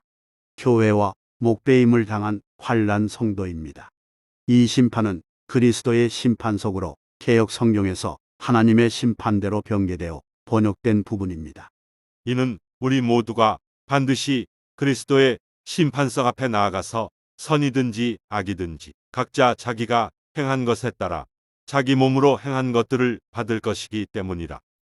그리스도의 심판석은 불로써 공력을 나타내는 심판으로 상을 받는 성도와 불가운데 구원받는 성도가 드러나는 자리입니다. 만일 어떤 사람의 일한 것이 세운 그대로 있으면 그는 상을 받을 것이요. 만일 어떤 사람의 일한 것이 불타버리면 그는 손해를 당하리라. 그러나 그 자신은 구원을 받게 되지만 불에 의해서인 것처럼 그렇게 되리라. 여기서 그리스도의 심판석은 아마겟돈 전쟁이 끝난 이후에 진행됩니다. 백보자 심판은 천년왕국이 끝나고 우주의 구속 요소가 모두 녹아 하늘과 땅이 사라진 상태에서 진행되는 심판으로 구원받지 못한 악인들과 천년왕국 기간에 태어난 세대들의 심판이 백보자 심판대에서 같이 진행됩니다. 그러나 주의 날이 밤에 도둑같이 오리니 그날에는 하늘들이 굉장한 소리를 내며 사라지고 우주의 구성 요소들이 맹렬한 물로 녹아내리며 땅과 그 안에 있는 일들이 타버릴 것이라. 또 내가 큰 백보좌와 그 위에 앉으신 분을 보니 그의 면전에서 땅과 하늘이 사라졌고 그들의 설 자리도 보이지 않더라. 또 내가 죽은 자들을 보니 작은 자나 큰 자나 하나님 앞에 서 있는데 책들이 펴져 있으며 또 다른 책도 펴져 있는데 그것은 생명의 책이라. 죽은 자들은 자기들의 행위에 따라 그 책들에 기록된 대로 심판을 받더라. 그리스도의 심판석에서 심판을 받은 성도들은 백보자 심판대에서 예수님과 함께 심판자의 위치로 서게 됩니다. 너희는 우리가 천사들을 심판하리라는 것을 알지 못하느냐. 하물며 이 생에 관한 일들이랴. 이제 다시 본론으로 돌아가면 환란 성도들의 순교가 진행될 때 네 번째 천사들의 순서가 진행됩니다. 그때 다른 천사가 성전에서 나와 구름 위에 앉으신 그분께 큰 음성으로 부르짖기를 주의 낫을 대어 곡식을 거두소서. 주께서 거두실 때가 되었으니 이는 땅의 곡식이 익었음이니이다. 참수가 진행되면 두 번째 호리병과 세 번째 호리병 재앙이 순차적으로 진행됩니다. 둘째 천사가 자기 호위병을 바다에 쏟으니 바다가 죽은 자의 피같이 되어 모든 살아있는 혼들이 바다에서 죽더라. 셋째 천사가 자기 호위병을 강들과 물의 원천들에 쏟으니 그것들이 피가 되더라. 그들이 성도들과 선지자들의 피를 흘렸으므로 주께서 그들에게 피를 주어 마시게 하신 것이 그들에게는 마땅하니이다라고 하더라. 두 번째 호리병과 세 번째 호리병 재앙의 원인은 성도들이 참수당하기 때문에 일어나는 재앙입니다. 여기 나오는 호리병 재앙들은 나팔 재앙의 7배에 해당되는 재앙입니다. 만일 너희가 나에게 반대하여 행하고 내게 경청하지 아니하면 내가 너희 죄들에 따라 너희 위의 재앙들을 7배나 더 가져오리라. 이 재앙으로 모든 물고기들은 사라지게 됩니다. 그러므로 그 땅이 애국하며 그 안에 거하는 모든 자가 들의 짐승들과 하늘의 새들과 더불어 쇠잔해질 것이요 정녕 바다의 고기들도 없어지리라. 적그리스도의 경배 시스템은 음악을 사용하여 사람들을 경배하게 만듭니다.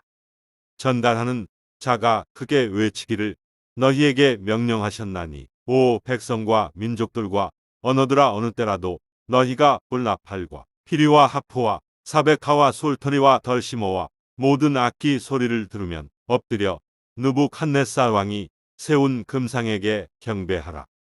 누구든지 엎드려서 경배하지 않는 자는 즉시 불타는 뜨거운 용광로 속으로 던져질 것이니라 하더라.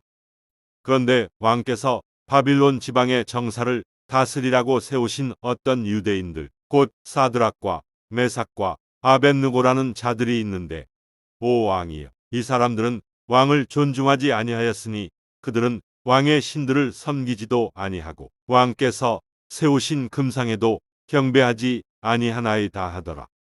그러자 느부갓네살 이분이 가득 차서 사드락과 메삭과 아벳느고를 향한 그의 얼굴 모양이 변하더라. 그러므로 그가 명령하여 말하기를 그 용광로를 평상시에 뜨거웠던 것보다 7배나 더 뜨겁게 하라고 하더라. 적그리스도가 사람들을 참수하고 경배 시스템이 진행되면 넷째 호리병 재앙은 시작됩니다. 넷째 천사가 자기 호위병을 해에 쏟으니 해에게 불로 사람들을 태우는 권세가 주어지더라. 그리하여 큰 열기로 사람들을 태우니 그들이 이러한 재앙에 권세를 가진 하나님의 이름을 모독하더라. 그들이 회개하지 아니하고 그분께 영광을 돌리지 아니하니라. 사드락과 메삭과 아벳느고를 용광로에 던져 넣는 것은 이스라엘 14만 4천의 예표가 됩니다. 고관들과 총독들과 군대 대장들과 왕의 의논자들이 함께 모여 이 사람들을 보니 불이 그 사람들의 몸에는 힘을 쓰지 못했으며 그들의 머리카락 하나도 그슬리지 못하였고 그들의 옷도 변하지 않았으며 그들에게 불탄 냄새조차 없더라. 유대인들에게 머리카락 하나도 결코 손상되지 않으리라는 약속은 이때를 의미하고 있습니다.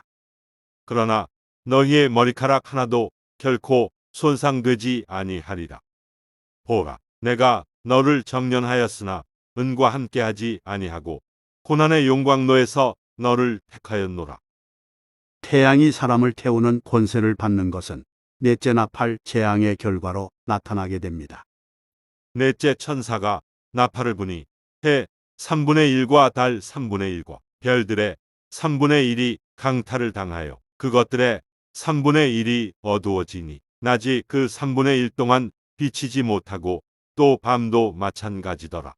태양과 달과 별들 3분의 1이 강탈을 당하게 되면 태양이 떠 있는 시간은 3분의 1가량이 줄어들게 될 것입니다.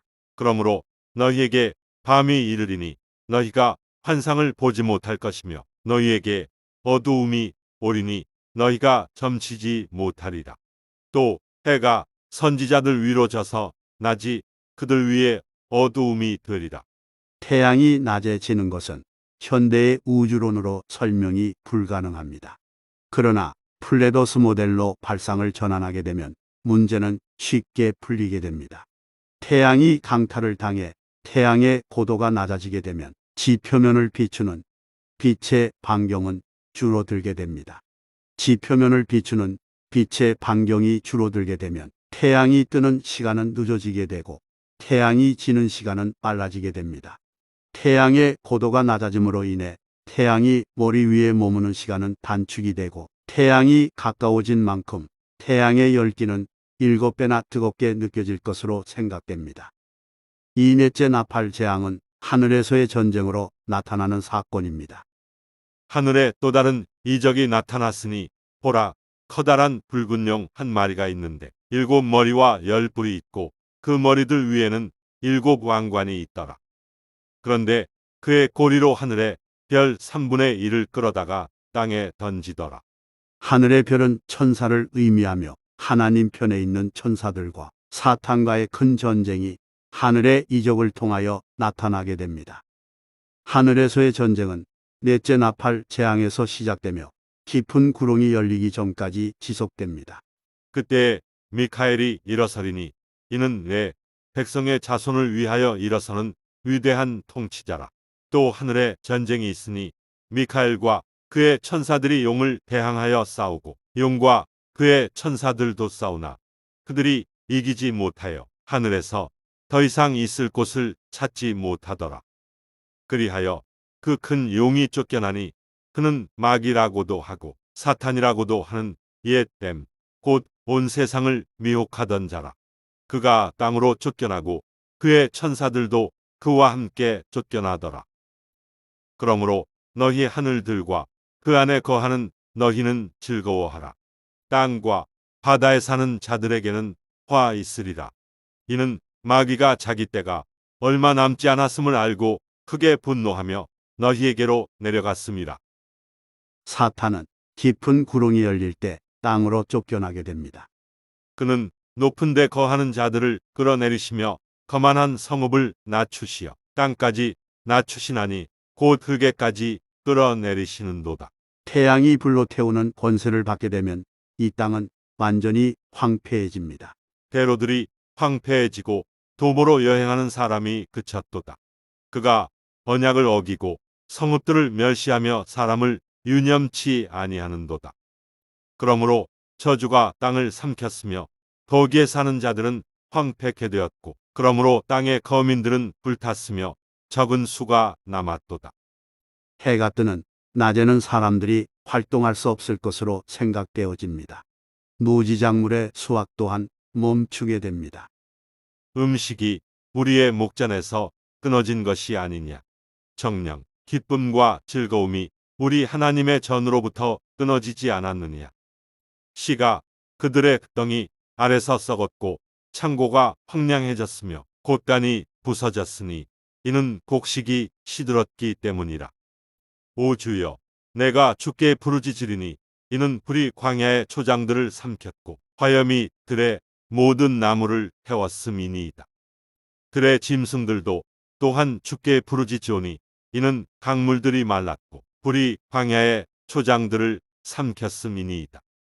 이 땅은 싹이 나지 않는 완전한 기근으로 들어가게 됩니다.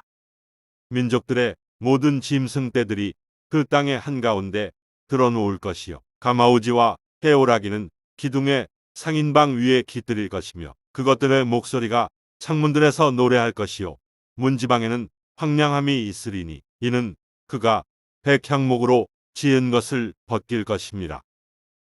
결국 많은 짐승들은 죽게 되고 올빼미와 까마귀 그리고 잡식성인 여름철새 가마우지와 해오라기는 태양을 피해 문인방에 깃들어 살아남게 됩니다. 아마겟돈 전쟁에서 새의 만찬에 등장하는 새들이 가마우지와 해오라기입니다.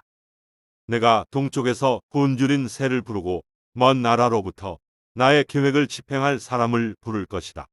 정녕 내가 그것을 말하였으니 그것을 또한 이루어지게 할 것이요 내가 그것을 의도하였으니 내가 또한 그것을 행하리라. 여기까지가 넷째 봉인 기간에 이루어지는 사건으로 죽는 사람들의 수는 땅의 4분의 1이 됩니다. 그들에게 칼과 곤줄임과 사망과 땅의 짐승들로 땅의 4분의 1을 죽일 권세가 주어졌더라. 많은 재앙들이 넷째 봉인에서 집중적으로 발생된 이후 다섯 번째 봉인은 열리게 됩니다.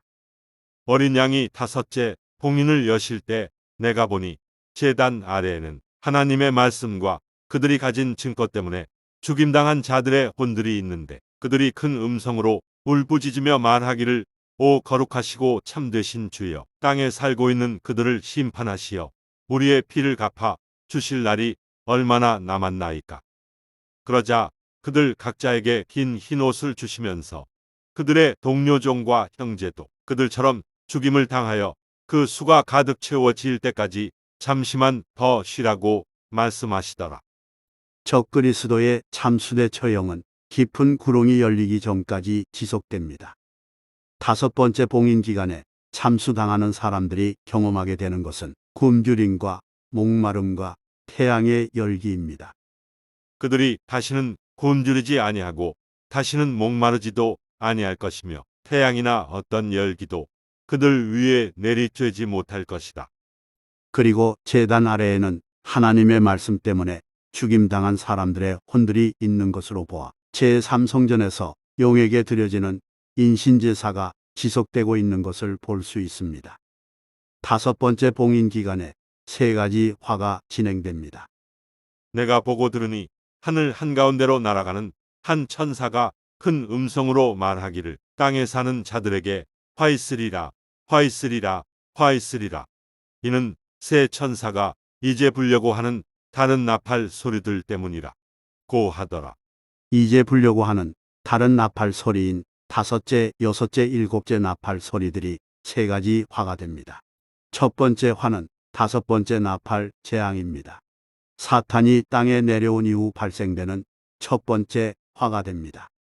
내가 너를 내쫓을 때는 하늘을 가려 그곳의 별들을 어둡게 할 것이며 구름으로 해를 가리리니 달이 그 빛을 내지 못하리라.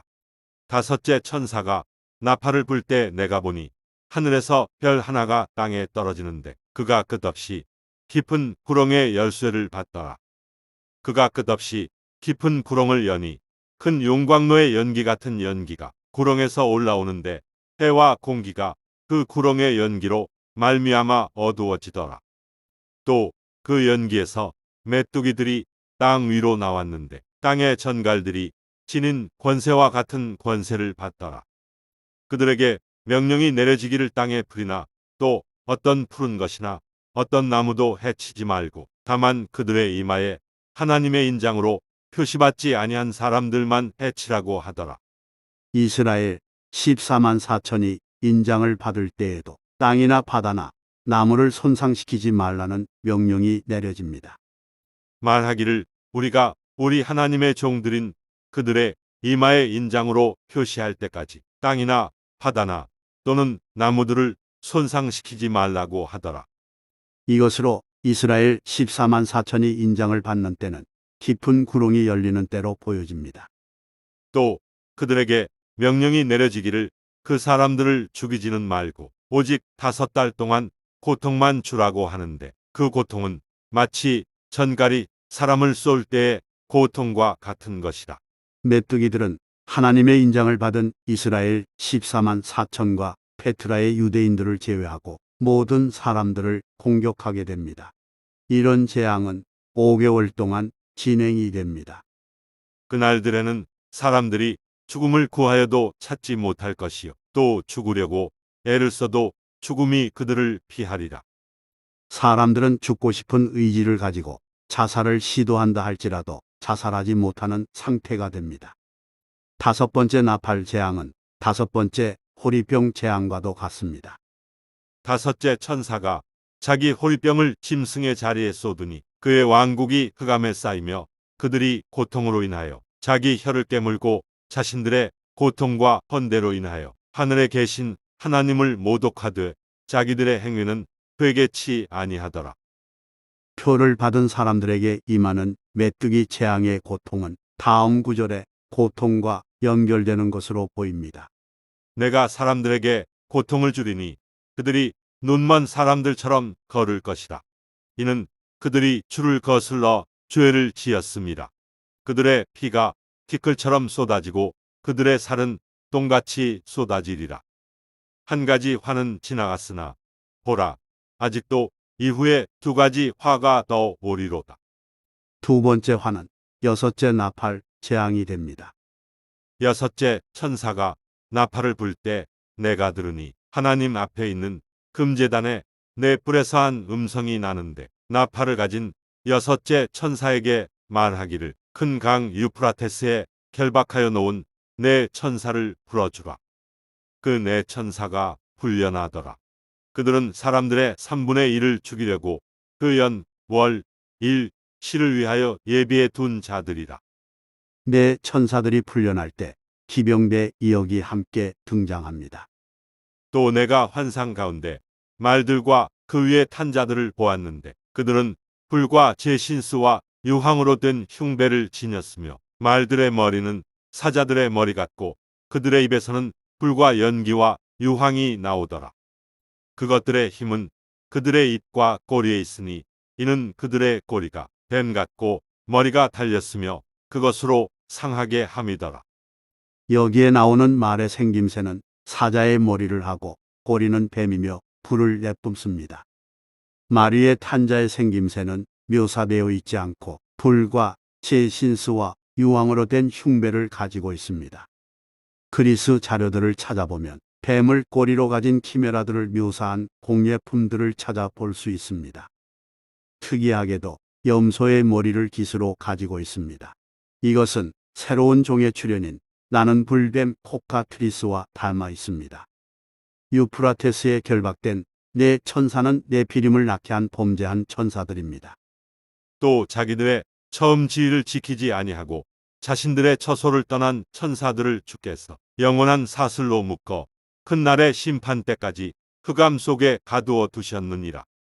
큰 날의 심판은 주의 날, 보복의 날로 사탄을 심판하는 아마겟돈 전쟁을 의미하는 날입니다. 키메라와 닮은 생명체와 네 천사가 같이 등장하는 것으로 보아 키메라를 닮은 생명체는 대환란 때 사탄이 만들어낸 반인반수 같은 괴물이 아닐까 생각해 봅니다. 넷째 봉인과 5째 봉인의 결과로 전 세계 인구는 반 이상이 줄어들게 됩니다.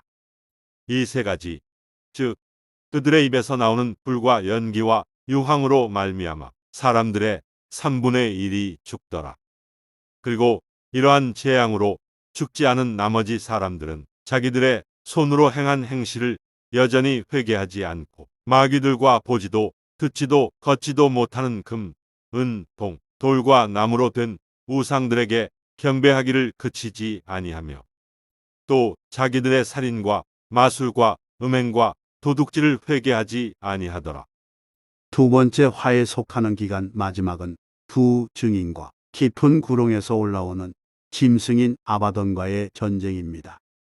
또 그들이 자기들의 증거를 끝마칠 즈음에 끝없이 깊은 구렁에서 올라오는 짐승이 그들과 전쟁을 하여 그들을 이기고 또 죽이리라. 그리하여 그들의 죽은 몸들이 큰 도성의 길거리에 놓이리니 그곳을 영적으로는 소돔과 이집트라고 부르며 우리 주께서 십자가에 못 박히신 곳이라. 사흘 반 후에 하나님께로부터 온 그 생명의 영이 그들에게로 들어가니 그들이 자기 발로 서더라. 그러자 그들을 바라보던 자들에게 큰 두려움이 임하더라. 그들이 하늘로부터 나는 큰 음성을 들었는데 그들에게 말하기를 이리 올라오라. 함으로 그들이 구름을 타고 하늘로 올라가니 그들의 원수들이 그들을 바라보더라. 또 같은 시간에 큰 지진이 일어나서 도성의 10분의 1이 무너지니 그 지진으로 죽은 사람들이 7천 명이었더라. 남은 자들은 무서워하며 하늘의 하나님께 영광을 돌리더라. 여기서 두 증인은 휴고되며 두 번째 화는 지나가게 됩니다. 둘째 화는 지나갔으나 보라, 셋째 화가 속히 오리라. 두 증인이 휴고되면 여섯 번째 호리병 재앙이 진행됩니다. 여섯째 천사가 자기 호리병을 큰 강 유프라테스에 쏟으니 강물이 말라버려서 동방의 왕들의 길이 예비되더라. 이 시점이 되면 세상 모든 강물들이 유프라테스 강처럼 마르게 될 것으로 보입니다. 강물들이 말라 동방의 왕들의 길이 열리게 되면 유프라테스 동쪽에 있는 군대들이 하나님을 대적하기 위해 모일 수 있는 발판이 마련됩니다. 용이 분노하여 유대인들의 남은 자들과 싸우기 위해 나가는 때는 여섯 번째 호리병 재앙 기간에 있게 됩니다. 그 뱀이 여인 뒤에다 자기 입에서 물을 홍수같이 쏟아 그 여인을 홍수에 떠내려가게 하려 하되 그 땅이 그 여인을 도와 그 입을 벌려 용이 그 입에서 쏟은 홍수를 삼켜 버리더라. 그러자 그 용이 여인에게 분노하여 여인의 시 가운데 남은 자들 즉 하나님의 계명들을 지키며 예수 그리스도의 증거를 가진 자들과 싸우려고 나가더라. 용은 페트라에서 보호를 받는 유대인들을 멸절시키려 했으나 실패하고 이스라엘의 남은 자들과 싸우기 위해 나가게 됩니다. 이것은 사탄의 목적과는 다르게 하나님의 위대한 전쟁의 날을 위한 것이 됩니다. 여인의 시나 계명들을 지키는 자는 유대인을 뜻하고 있습니다. 여인의 시 가운데 남은 자들은 이스라엘 14만 4천을 가리킵니다. 이제 또한 많은 민족들이 너를 대적하여 모여서 말하기를 그 민족을 더럽히고 우리의 눈으로 시온을 보자 하는도다. 그러나 그들은 주의 생각들을 알지 못하며 그의 계획을 깨닫지 못하나니 이는 그가 그들을 타작마당의 곡식단처럼 모으실 것입니다. 주가 말하노라. 그러므로 너희는 내가 일어나서 먹이로 삼는 날까지 나를 기다리라. 이는 내 결심이 민족들을 모으는 것임이니 내가 왕국들을 모아서 그들 위에 내 분노 곧 나의 모든 경노를 쏟으리라.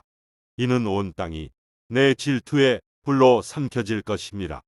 여기서 풀로 삼켜지는 온 땅은 아마겟돈 전쟁을 위해 진군하는 예수님의 경로들이 됩니다. 보라, 주께서 그의 처소에서 나오시며 내려오시어 땅의 산당들을 밟으실 것이요 산들이 그분 아래서 높고 골짜기들이 갈라지듯 불 앞에 밀초같이 비탈에 쏟아져 내리는 물같이 되리니 그리하여 그들은 서쪽으로부터 주의 이름을 두려워할 것이며 태양이 떠오르는 곳에서부터 그의 영광을 두려워하리라. 원수가 큰 물처럼 올 때에 주의 영이 그를 대적하여 깃발을 올리시리라. 여기서 예수님은 이스라엘의 남은 자들을 보호하기 위해 이스라엘 서쪽에 위치한 파란으로 내려오게 됩니다. 하나님은 대만으로부터 오시며 거룩하신 분은 파란 산으로부터 오셨도다. 셀라. 그의 영광이 하늘들을 덮으며 그를 찬양함이 땅에 가득 찼도다. 그리고 대적들에게 길을 높이 드시고 이스라엘의 남은 자들을 부릅니다. 또 그는 먼 곳에서 민족들에게 길을 높이시고 땅 끝에서부터 그들에게 소리를 내시리니 보라, 그들이 빠른 속도로 오리라. 예수님은 대적들을 향해 선두로 달리시며 이스라엘의 남은 자들은 에돔 땅으로 하나 둘씩 모이게 됩니다. 길을 여는 자가 그들을 앞서 올라오면 그들이 흩어져서 성문을 통과하여 거기서 뛰쳐나갔으니 그들의 왕이 그들을 앞서 지나가며 주께서 그들의 선두로 가시리라. 그날에 주께서 강의 수로로부터 이집트의 시내에 이르기까지 격퇴하시리니 그러므로 오 너희 이스라엘 자손들아 너희가 하나씩 모여지리라. 그들 가운데는 피곤하거나 넘어지는 자도 없을 것이고 조는 자나 자는 자도 없을 것이니 그들의 허리띠가 부러지거나 그들의 신발끈이 끊어지지도 않을 것이요 그들의 화살은 예리하고 그들의 모든 활은 당겨졌으며 그들의 말굽은 보싯돌같이 여겨지고 그들의 바퀴들은 회오리 바람과 같을 것이라.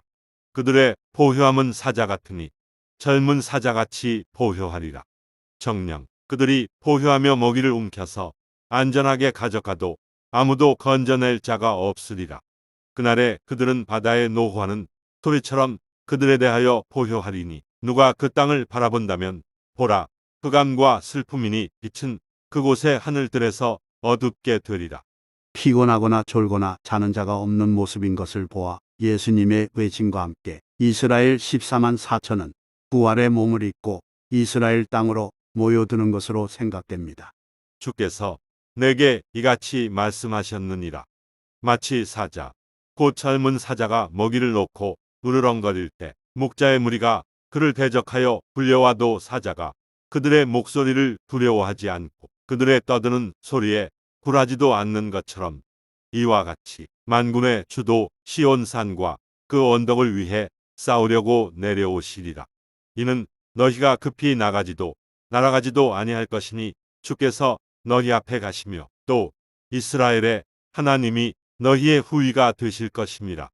여기서 이스라엘 14만 4천은 사자와 같이 이가 날카로운 하나님의 타작 기구가 됩니다.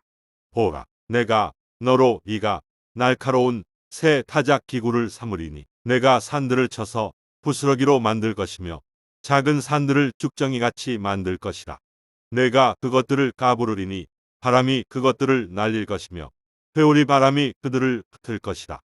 내가 주를 즐거워할 것이며 이스라엘의 거룩한 분을 자랑하리라.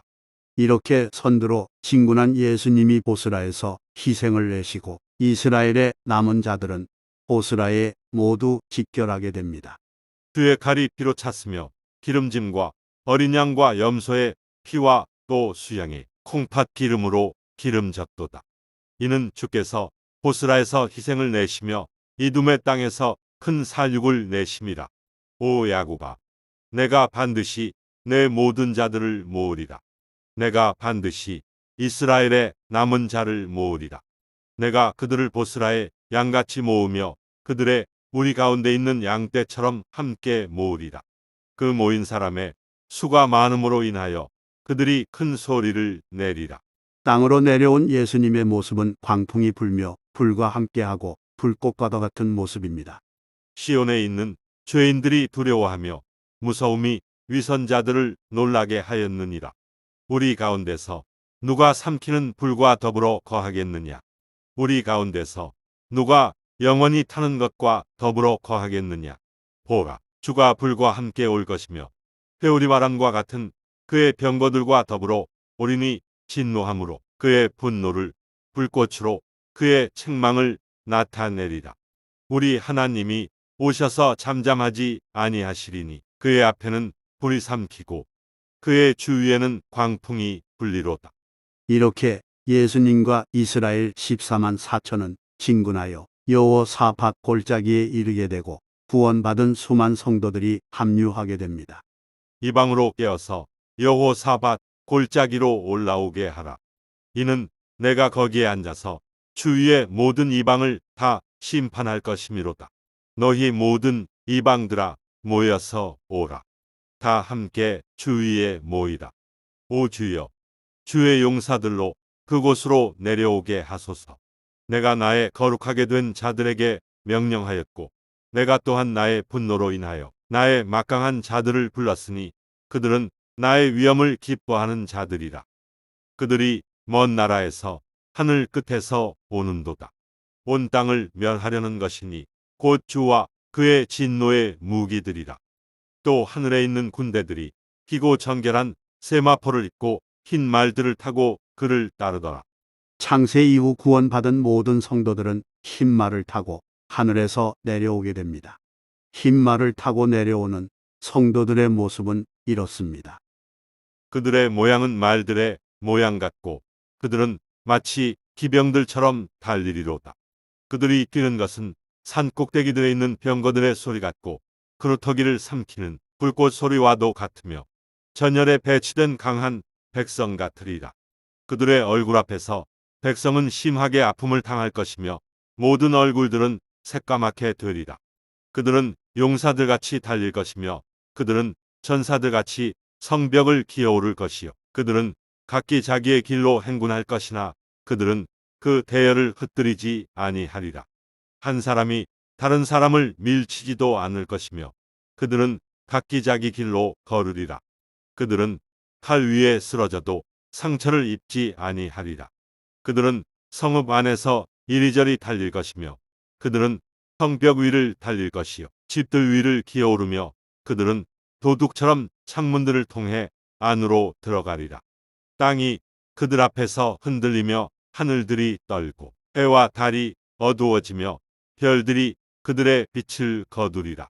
하나님의 군대는 여호사밧 골짜기에 직결하게 되고 사탄의 군대는 아마겟돈으로 모이게 됩니다.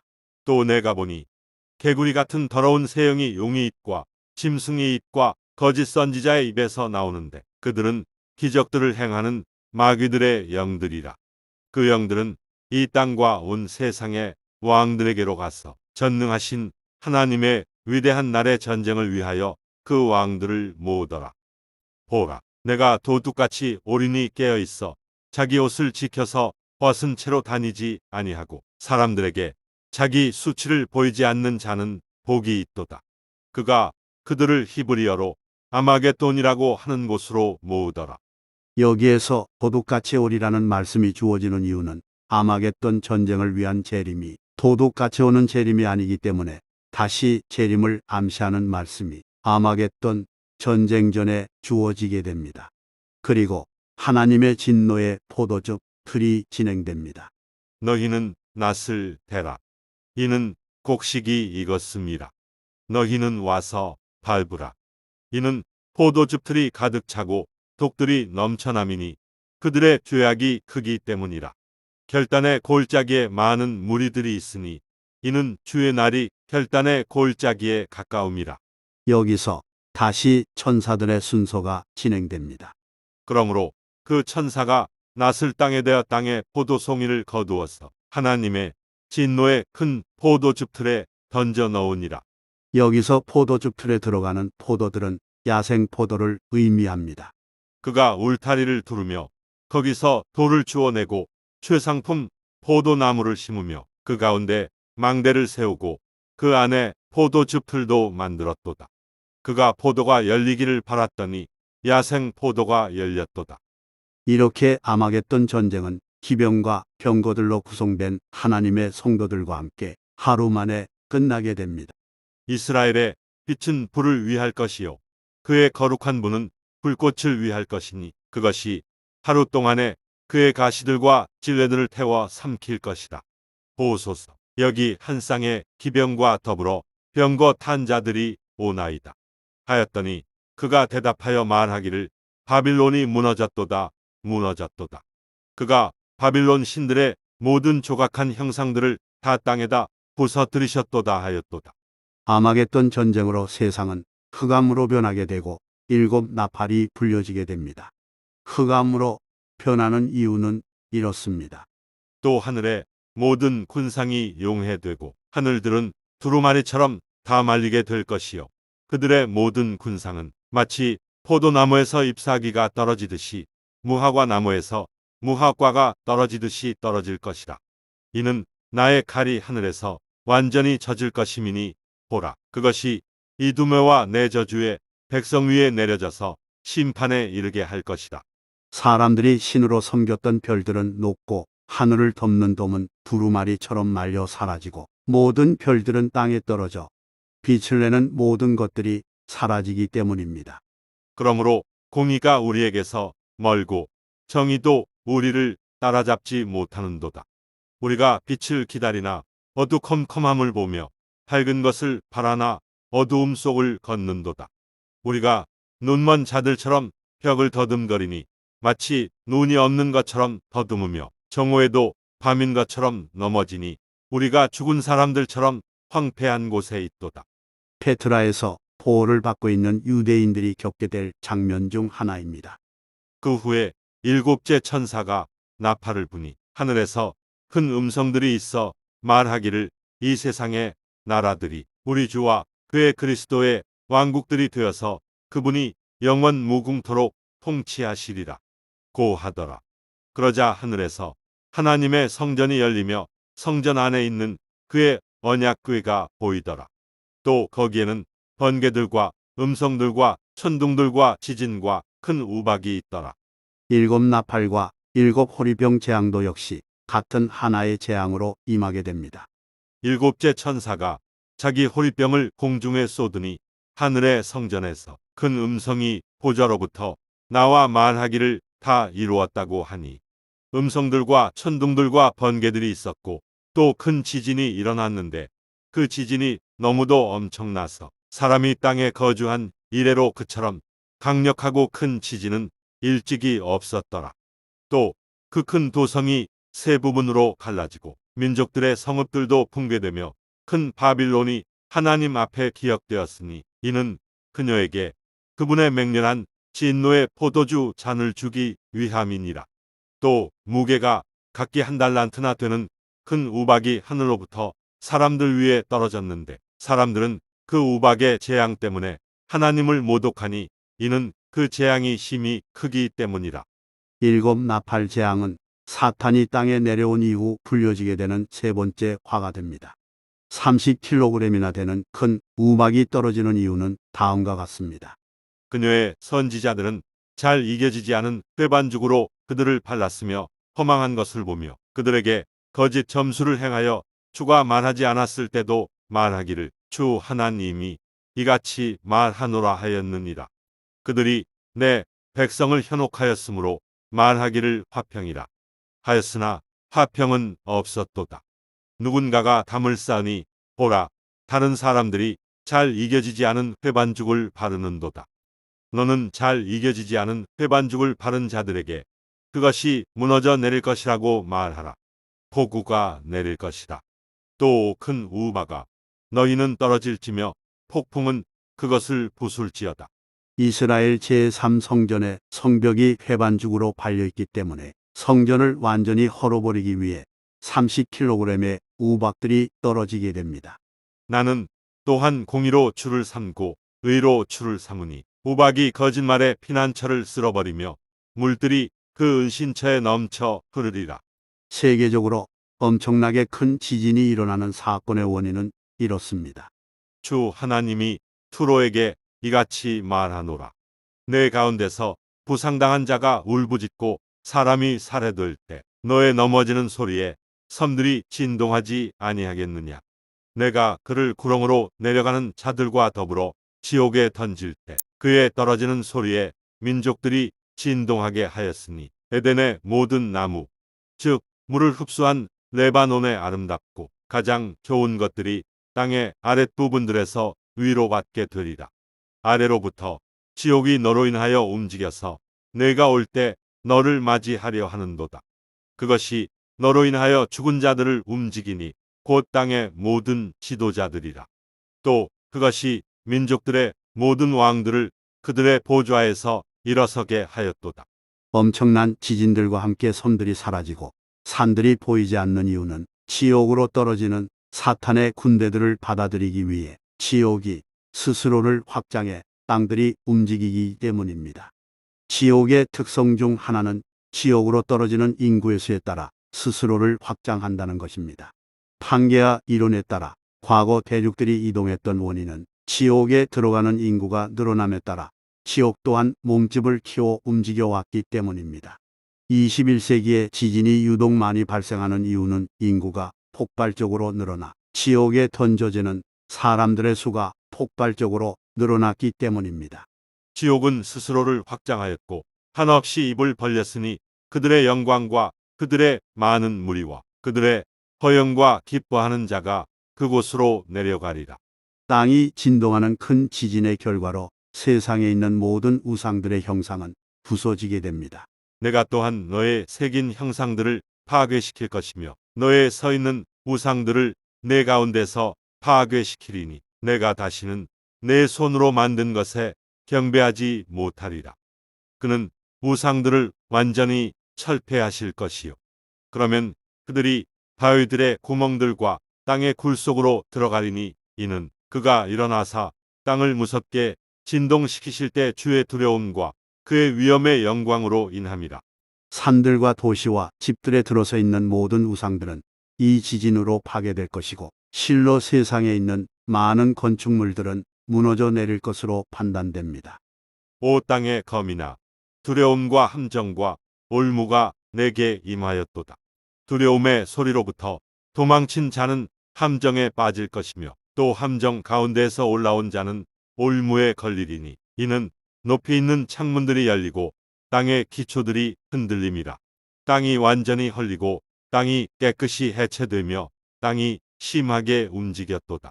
땅이 술 취한 사람같이 비틀거리며 오두막같이 흔들거리고 그곳에 죄악이 그 위에 무겁게 되리니 그것이 떨어져서 다시 일어나지 못하리라. 만군의 주께서 내 귀에 말씀하셨도다. 진실로 많은 집들이 황폐하리니 크고 아름다울지라도 거민이 없으리라. 세상의 모든 땅들은 황폐화되고 흑암의 날들이 계속됩니다. 내가 그 땅을 황폐케 하리니 이는 그들이 죄를 범하였습니다. 주 하나님이 말하노라. 이렇게 적그리스도는 지옥에 던져지게 되고 열왕에 속한 나머지 짐승들의 생명은 한 시기와 때 동안 연장됩니다. 그 뿔이 말한 큰 말의 음성 때문에 그때 내가 보았더니 그 짐승이 죽임을 당하고 그의 몸이 파멸되며 타는 불꽃에 던져지는 것을 내가 보았노라.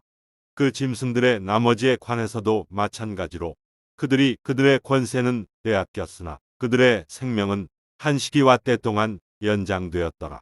한 시기와 때는 2300일 이후 3개월이 지난 어느 한 시점을 의미합니다. 여기서 한 시기는 한 시즌으로 3개월을 의미합니다. 때는 타임으로 3개월에 해당되는 한 시기가 지난 이후 어느 한 시점을 말해줍니다. 한 시기는 6개월이 넘어가면 두 시기로 표현될 수도 있기 때문에 때는 3개월이 안 되는 기간을 의미할 수도 있습니다. 한 시기와 때의 기간이 차면 예수님의 도둑 같은 공중 재림이 있을 것으로 생각되어집니다. 보라, 그가 구름들과 함께 오시리니 모든 눈이 그를 볼 것이며 그를 찌른 자들도 볼 것이요.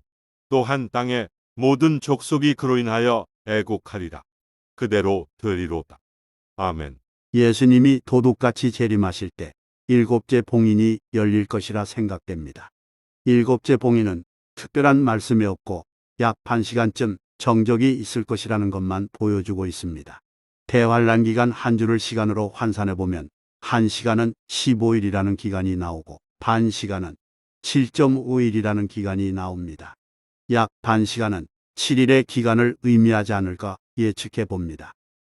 예수님의 재림과 함께 온 세상에 임했던 흑암은 사라지게 됩니다. 만군의 주께서 시온산과 예루살렘에서 그리고 그의 장로들 앞에서 영광스럽게 통치하실 때 그때의 달이 치욕을 당하고 태양도 부끄러워하리라. 대환란 기간 살아남은 사람들은 이스라엘을 비추는 예수님의 빛으로 인해 이스라엘 땅으로 모여들게 됩니다. 이방인들이 내 빛으로 올 것이요 또 왕들도 너의 솟아나는 광명으로 오리라. 이는 내가 좌우로 터져 나오고 내 시가 이방인들을 유업으로 받아 황폐한 성읍들로 사람이 살도록 하게 할 것이기 때문이라. 유대인들은 바위 요새인 페트라에서 나오게 되고 이방인들은 이스라엘 땅으로 모여들게 됩니다. 보라, 이들이 먼 곳으로부터 올 것이요. 보라, 이들이 북쪽과 서쪽으로부터 또 이들이 시님 땅으로부터 오리라. 북쪽은 유럽, 서쪽은 아프리카, 시님 땅은 동쪽에 속해 있는 중국을 의미합니다. 모든 민족들이 모여들면 양과 염소의 민족을 갈라 심판하는 민족들의 심판이 있고 살아남은 사람들 중 양의 민족에 속한 사람들만 천년왕국에 들어가게 됩니다. 그 앞에 모든 민족들을 모아놓고 마치 목자가 양들을 염소들에서 갈라놓듯이 그들을 따로 갈라놓으리라. 그리하여 양들은 그의 오른편에 염소들은 그의 왼편에 세워두고 왕이 그의 오른편에 있는 사람들에게 말하기를 오라 나의 아버지의 복을 받은 자들아 세상의 기초가 놓인 이래로 너희를 위하여 준비한 그 왕국을 이어받으라. 대환란 기간에 유대인을 도운 사람들은 양의 민족으로 분류되고 유대인을 대적한 사람들은 염소의 민족으로 분류됩니다. 유대인들을 선대하는 것과 대적하는 것은 예수님에게 행한 것과 같은 동질성을 갖게 됩니다. 그러나 왕이 대답하여 그들에게 말하기를 진실로 내가 너희에게 말하노니 여기 내 형제들 가운데 가장 작은 자 하나에게 한 것이 곧 나에게 한 것이니라 하리라. 양의 민족으로 분류되기 위해서는 유대인들을 선대할 뿐만 아니라 몇 가지 조건들이 더 따라야 합니다. 그의 공의를 행하는 너희 상의 모든 온유한 자들아 너희는 주를 찾으라. 의를 찾고 온유를 찾으라. 너희가 혹시 주의 분노의 날에 숨겨질 수 있으리라. 아마겟돈 전쟁 전에 이방인들에게 주어진 말씀으로 주를 아는 것과 행함에 대해 말하고 있습니다. 이렇게 대환란 기간 살아남은 이방인들은 양과 염소의 민족으로 분류되어 영원한 형벌에 들어가는 사람들과 영원한 생명으로 들어가는 사람들로 나뉘게 됩니다. 그러므로 이들은 영원한 형벌에 들어갈 것이다. 그러나 의인들은 영원한 생명으로 들어가리라고 하시더라. 대환란 기간 살아남은 유대인들은 예수님이 보좌에 앉게 때 천년 왕국으로 들어가는 유대인과 흑암으로 들어가는 유대인으로 나뉘게 됩니다. 또 내가 너희에게 말하노니 많은 사람들이 동과 서에서 와서 아브라함과 이삭과 야곱과 더불어 천국에 앉으려니와 그 왕국의 자녀들은 바깥 흑암에 던져져서 거기에서 울며 이를 갈고 있을 것이라 하시고 동과 서에서 오는 사람들은 대환란 기간 살아남아 양의 민족으로 분류된 이방인들을 뜻하며 왕국의 자녀들은 하나님의 나라를 상속받기로 되어 있는 유대인들을 뜻합니다. 여기서 천국은 이 땅에 임하는 물리적인 하늘의 왕국인 천년왕국을 뜻하고 벗은 채로 발견된 유대인들은 천년 왕국에서 쫓겨나게 됩니다. 그리고 대환란 기간 살아남은 유대인들과는 새로운 언약을 체결합니다. 또 내가 그들과 더불어 화평의 언약을 맺으리니 그것이 그들과 더불어 영원한 언약이 되리라. 내가 그들을 세우고 번성케 하며 그들 가운데 내 성소를 영원 무궁토록 세우리라. 이렇게 예수님이 통치하는 천년 왕국은 시작됩니다.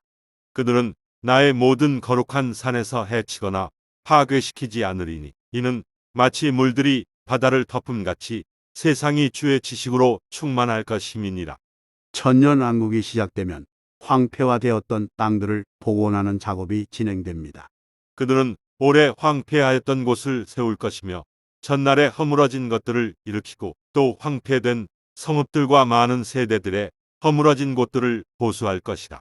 내게서 날 자들이 옛 황폐한 곳들을 세울 것이요 내가 많은 세대들의 기초를 일으켜 세우리니 내가 파괴된 곳의 보수자라 또 거주지로 가는 길을 복구하는 자라 불리리라. 황폐화된 땅을 복구하는 작업은 다음 세대까지 연장됩니다. 이 구조를 통해 굉장히 적은 수의 사람들이 살아남았음을 예측해 볼 수 있습니다. 피로 인해 죽었던 바다는 예루살렘에서 흘러나오는 강물로 인해 치유되어 회복이 됩니다. 그때 그가 내게 말씀하시더라. 이 물은 동쪽 지역으로 흘러 사막으로 내려가서 바다로 들어가나니 바다로 들어갈 때 그 물들이 치유를 받으리라. 이 강물이 이르는 곳마다 살아있고 움직이는 모든 것들이 살 것이다. 또 이 물이 거기로 들어가므로 거기에는 매우 큰 고깃대가 있으리니 이는 그 물들이 치유될 것이며 강이 흐르는 곳에는 모든 것이 살 것이다. 그리고 사람의 수명은 나무의 수명과 같게 되고 태양은 7배 밝아지고 이스라엘 땅은 예수님이 비추는 환경으로 바뀌게 됩니다. 태양이 더 이상 낮에 내 빛이 되지 아니할 것이요 달도 광명으로 내게 빛을 내지 아니하리니 오직 주가 내게 영원한 빛이 될 것이며 내 하나님이 내 영광이 되리라. 또 주께서 자기 백성의 터진 자리를 싸매시고 매맞은 상처를 치유하시는 날에 달빛이 햇빛같이 될 것이요 햇빛은 일곱 날들의 빛과 같이 일곱 배가 되리라. 천년왕국 시대에는 전쟁도 없고 작물들은 풍요롭게 생산되며 사람의 수명은 천수를 누리기 때문에 천년의 기간 동안 인구의 수는 폭발적으로 늘어나게 됩니다. 주께서 그 민족을 증대케 하셨나이다. 오 주여, 주께서 그 민족을 증대케 하셨나이다. 주께서 영화롭게 되셨으며 주께서 그 민족을 땅의 모든 끝까지 멀리 옮기셨나이다. 아마겟돈 전쟁 때 하늘을 덮는 돔은 두루마리처럼 말려 사라지게 되고 돔들을 바치던 기둥들 또한 사라지게 됩니다. 이것은 남극의 사라짐을 의미하기도 합니다. 미국의 버드 제독은 1929년 남극 탐험 중에 남극 건너편에 또 다른 땅이 있음을 발견하게 됩니다. 버드 제독의 남극 탐험기는 변질되어 남극 건너편이 아닌 지구 속으로 내용이 바뀌어 출판됩니다. 이렇게 버드 제독의 남극 탐험기는 지구 공동설이라는 음모론으로 변질되어집니다. 천년왕국으로 들어가게 되면 우리는 남극 건너편에 있던 땅을 보게 될 것이라 생각됩니다. 너의 눈은 그의 아름다움 속에 있는 왕을 볼 것이요 그들은 매우 멀리 떨어진 땅을 볼 것이다. 인구의 수가 늘어나면 멀리 떨어진 땅으로 사람들을 옮길 것이고 땅덩어리가 늘어난 만큼 태양은 7배나 밝게 빛나야 될 것이라 생각되어집니다. 지금 보시는 지도는 버드 제독의 증언에 따라 평평론자들이 그려낸 상상도 중 하나입니다. 천년의 기간이 차게 되면 백보자 심판 이후 영원 세계로 넘어가게 됩니다. 영원 세계에는 하나님의 빛이 새하늘과 새 땅을 비추고 예수님의 빛은 예루살렘을 비추게 됩니다. 그 도성은 해나 달이 그 안에서 비칠 필요가 없으니 이는 하나님의 영광이 그곳을 비추고 어린 양이 그곳에 빛이 됨이라. 그리고 백보자 심판대를 통과한 천년왕국에 태어난 세대들은 영원 세계에서 민족들을 이루고 영원히 번성하게 됩니다. 그 도성의 거리 한가운데와 그 강의 양편에는 생명나무가 있어 12가지 과실을 맺으며 달마다 과실을 내더라. 그리고 그 나무의 잎사귀들은 민족들을 치유하기 위한 것이더라. 그리고 이 민족들에게 성령과 신부가 함께 생명수를 마시러 오라고 공고하며 계시록은 끝이 납니다. 또 성령과 신부가 말하기를 오라 하더라. 듣는 자도 오라 말하게 하고 또 목마른 자도 오게 하며 원하는 자는 누구든지 생명수를 값없이 마시게 할지어다.